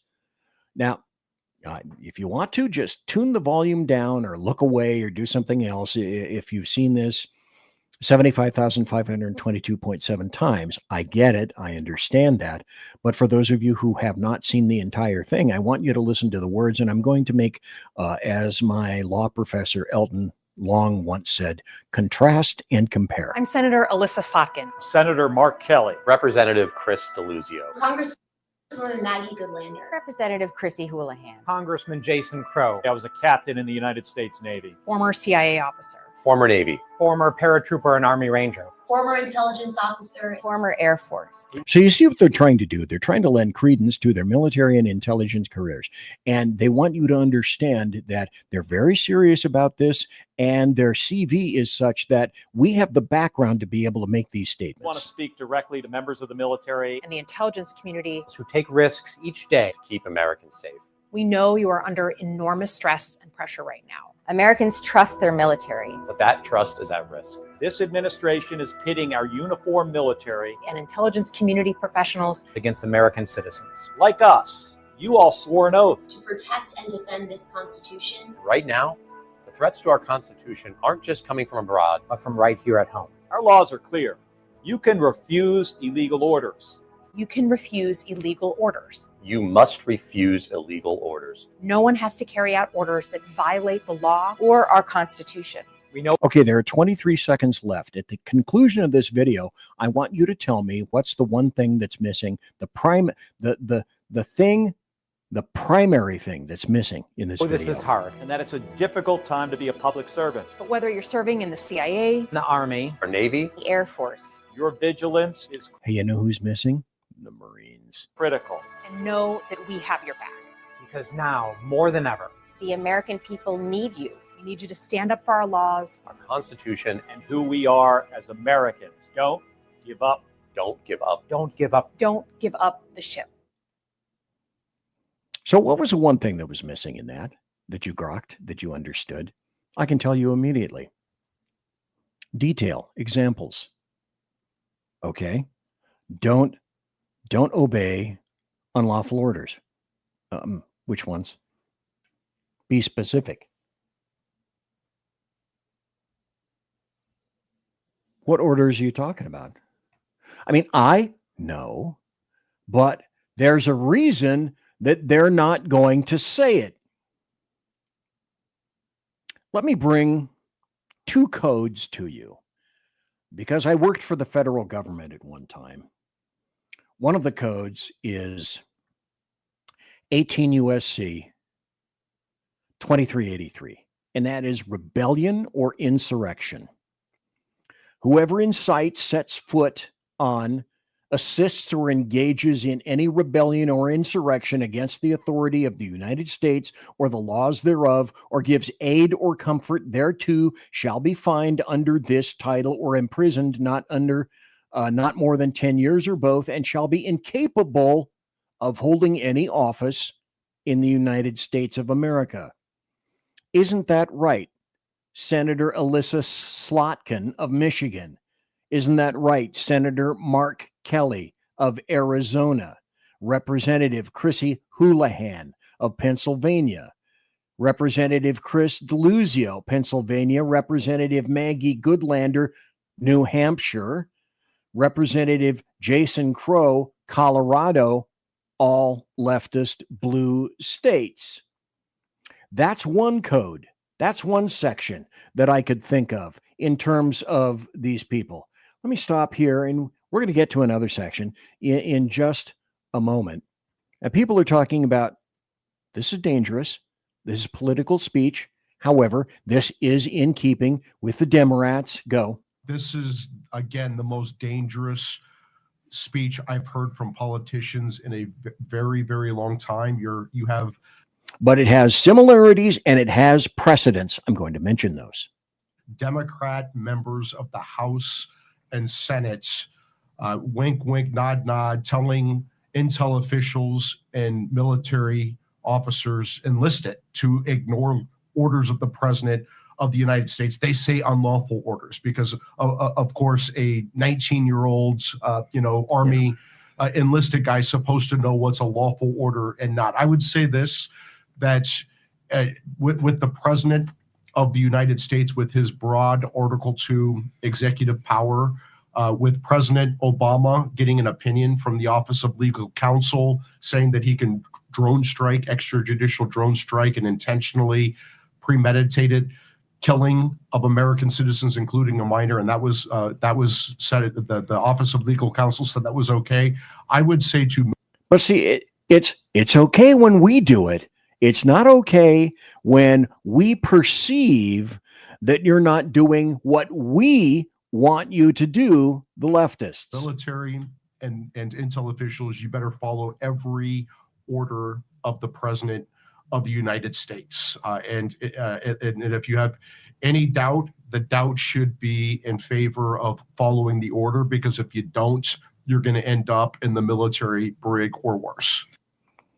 Now, that's one opinion of that. There are more. Are you going to lend credence to 19-year-olds essentially saying in and of themselves, we as a unit, as an individual, as a group of people, we have decided that we think what you're telling us to do is unlawful, so we're just not going to go ahead and do it. And as a reply to that, I can say that, a dishonorable discharge at best will follow you for the rest of your life, and it will plague you for the rest of your life. Now, I mentioned another section. Here's the other section that I believe is integral and potentially applicable here. And this is what I would have thrown at General Mark Milley, and it also at SecDef Lloyd Austin, two huge American underminers in the previous Biden military. Those two people were responsible, if you recall, for getting 13 beautiful and wonderful soldiers killed pulling out of Afghanistan, because they pulled the military soldiers out first before the civilians, gave up the military base, which was much more readily defendable, went to a civilian base, did the rest of the evacuation there, which placed all those military members in a jackpot and got them all killed. That was the exact reversal of what should have happened. Mark Milley is also the individual, if you recall, who said that he would have given a call to Xi Jinping or his equivalent in China had Trump decided that he was going to initiate some kind of a strike or some kind of a military move against China, our enemy. 18 U.S.C. Section 2381, treason. Now remember, everybody, Trump has said that he wants to kill senators. I'll get to that too. 18 U.S.C. 2381, treason. Whoever owing allegiance to the United States, all of those senators and Congress critters, levies war against them, or adheres to the enemies, giving them aid and comfort within the United States or elsewhere, is guilty of treason. And this is why Trump reminded them of certain penalties for treason, and shall suffer death or shall be imprisoned not less than 5 years and fined under this title, but not less than $10,000, and shall be incapable of holding any office under the United States. Hello, Rosenbergs. Look up history. And believing that these things, even though he's not an attorney, I should say, he gets to say these things because President Donald John Trump, OMB, Orange Man Bad, the guy with the dead orange cat on his head, appears to know the penalty for treason. And there it is, spelled out for you in black and white. And so that's why all the little Congress critters went 210 over 190 and said, oh my God, this is terrible. Now, Mark Kelly, Captain Mark Kelly, who was in that, he's the senator from Arizona, and he was on that video. He's a whore for communist China. Didn't know that, I bet. Simultaneously touting for what is essentially a soft coup against a sitting president. So let's put this on stage. Let's look at that. Hey, look, Mark Kelly, and you're sucking the cock of China. Hey everybody, it's Senator Mark Kelly. I'm here in my office in Washington.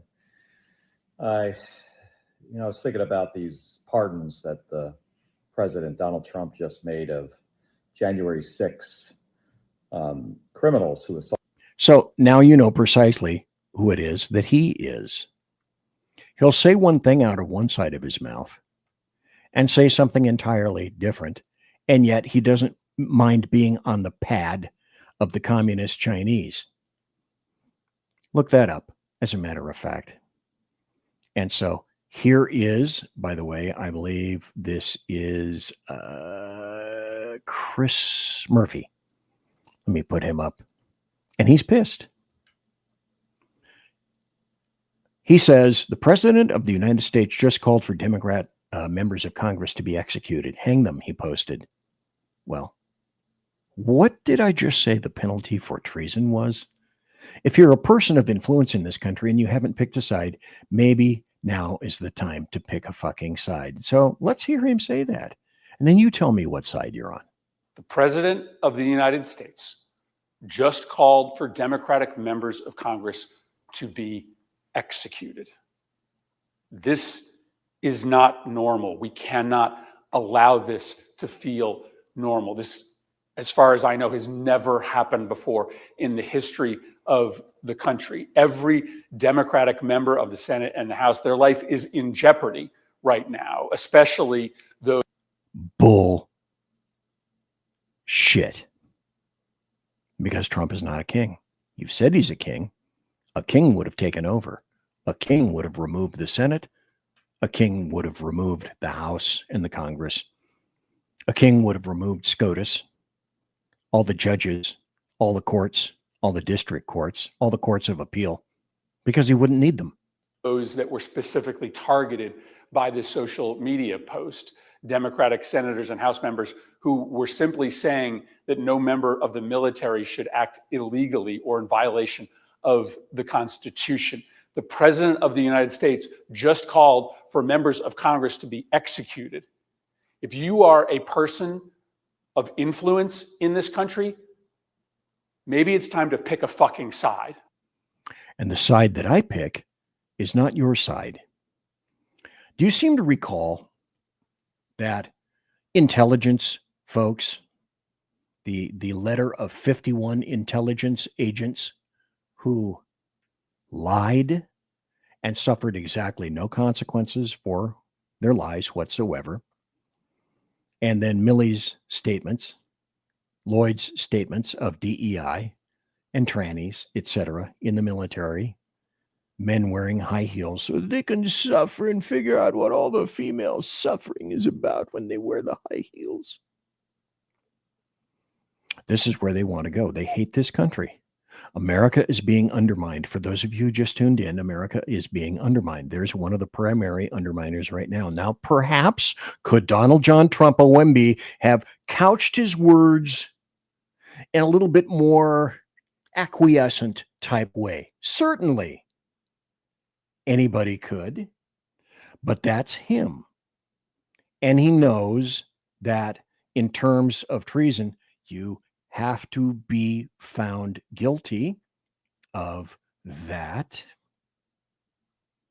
So sadly, unfortunately, this provided fodder for the Democrats. But oddly enough, at no point did they ever seem to indicate what directives were given by the military, hence meaning that they were handed on down from on high from Trump to the military.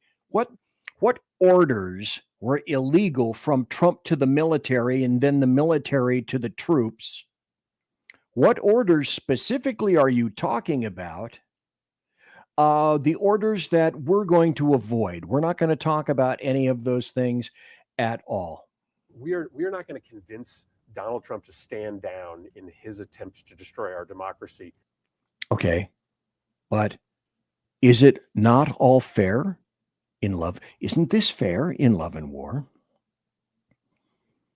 Because Chris Murphy, I'm going to play something for you where he says it's a war against his opposition, specifically meaning Donald Trump.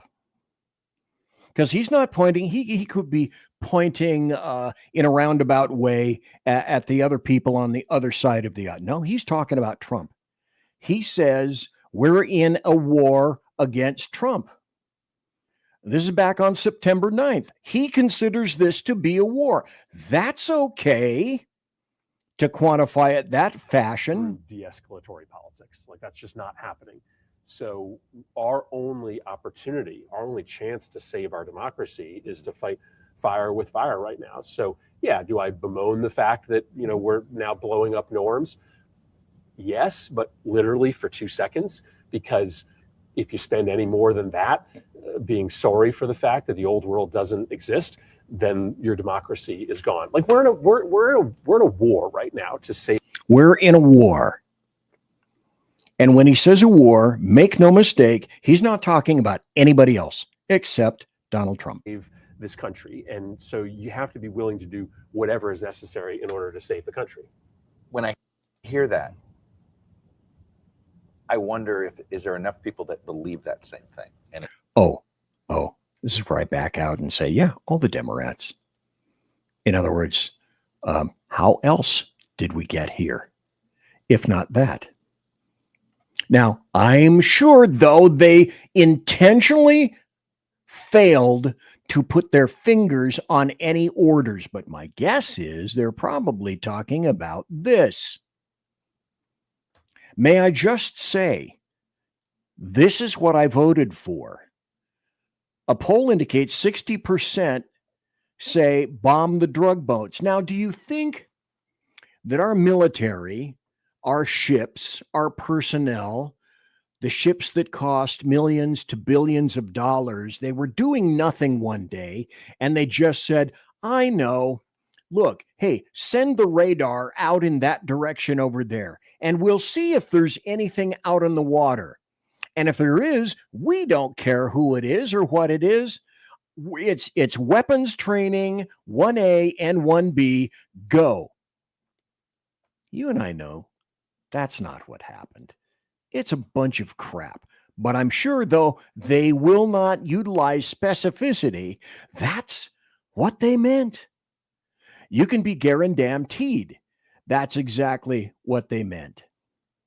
The other aspect of it that I don't think anybody has mentioned on any of the news or the podcasts recently is that the UK has decided on their own, 10 Downing Street, the lovely Mr. Starmer has decided that they're not going to share intel with us because of what we're doing with this.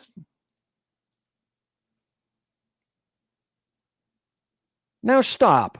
Stop, Mikhail. Stop. I see 3 outboards. I see an extremely fast boat. I don't see any people inside that, but I do see cargo in there.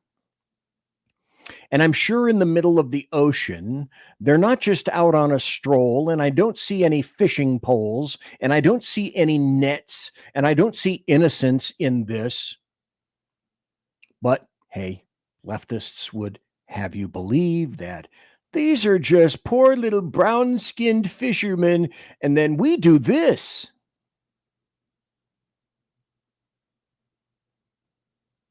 How sad. Wait for it.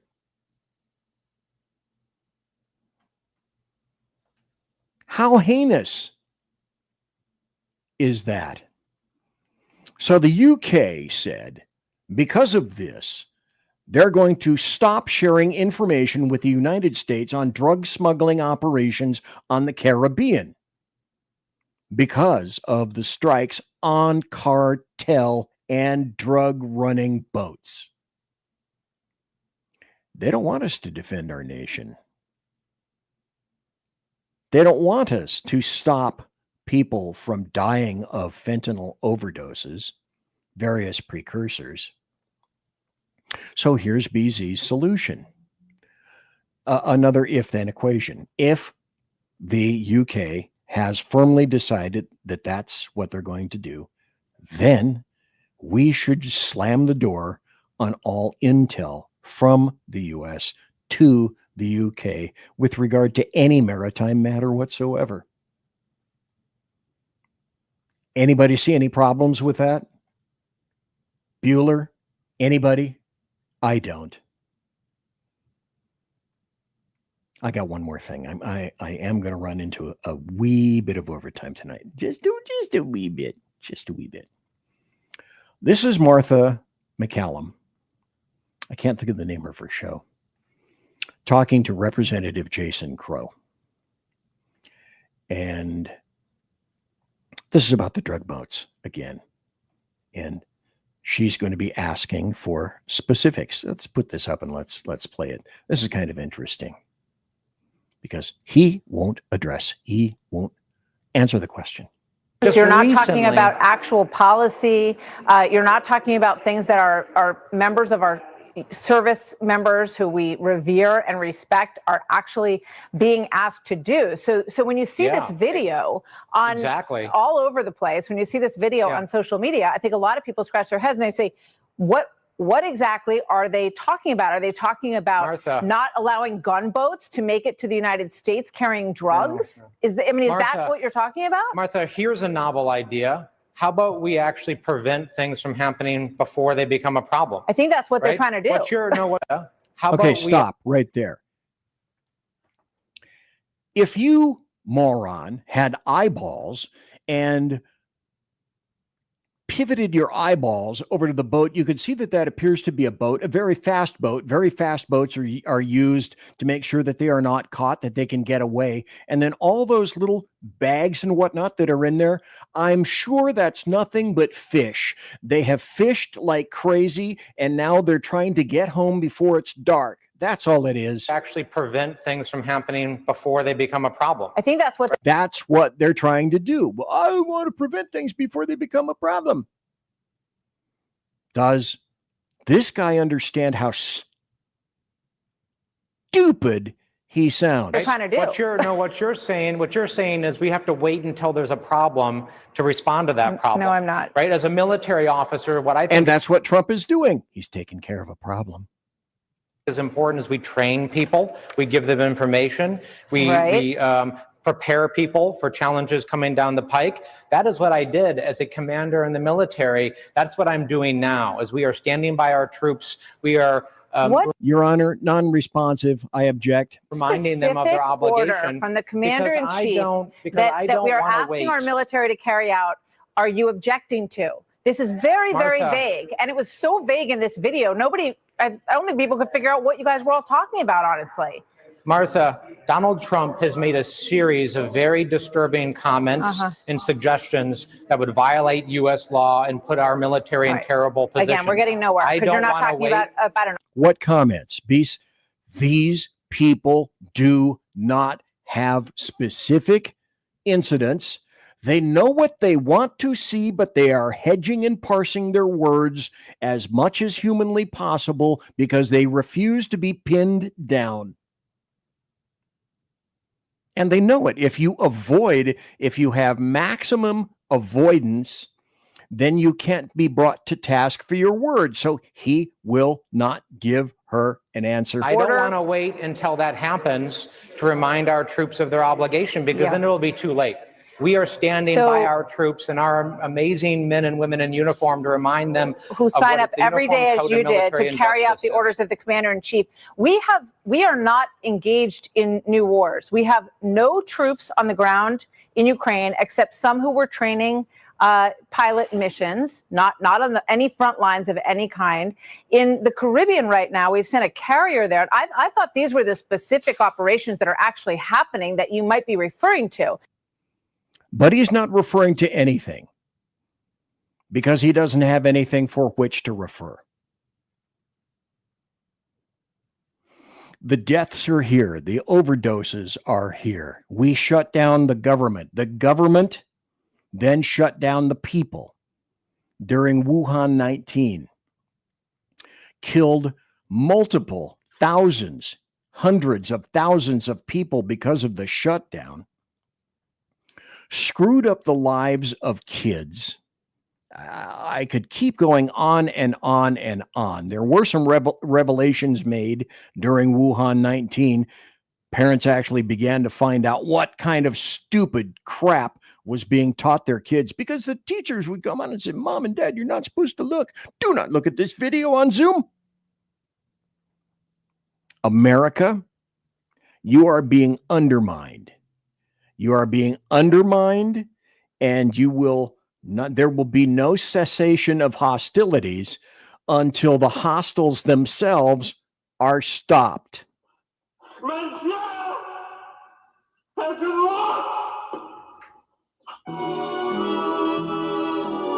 That's the end of the show, kids.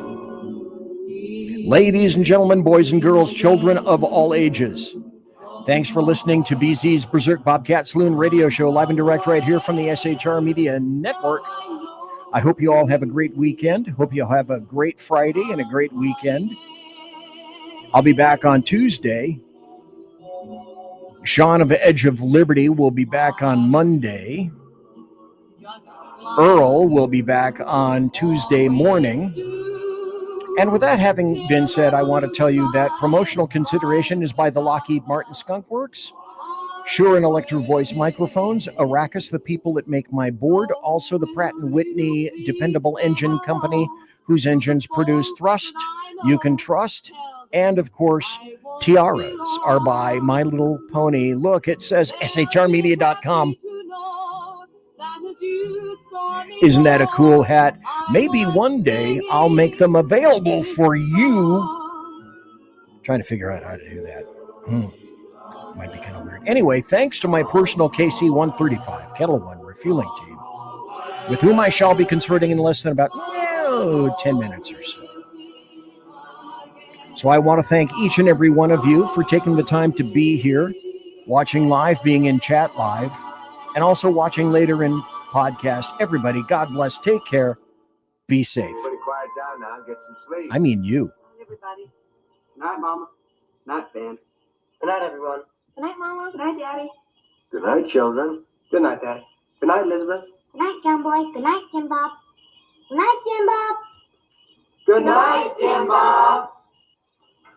What's going on? I was asleep. What's everybody doing? Good night, Good night, Jim Bob.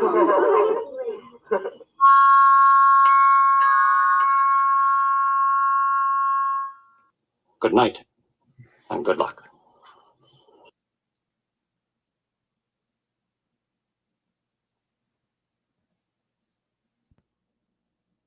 By the way, you want to hear something weird?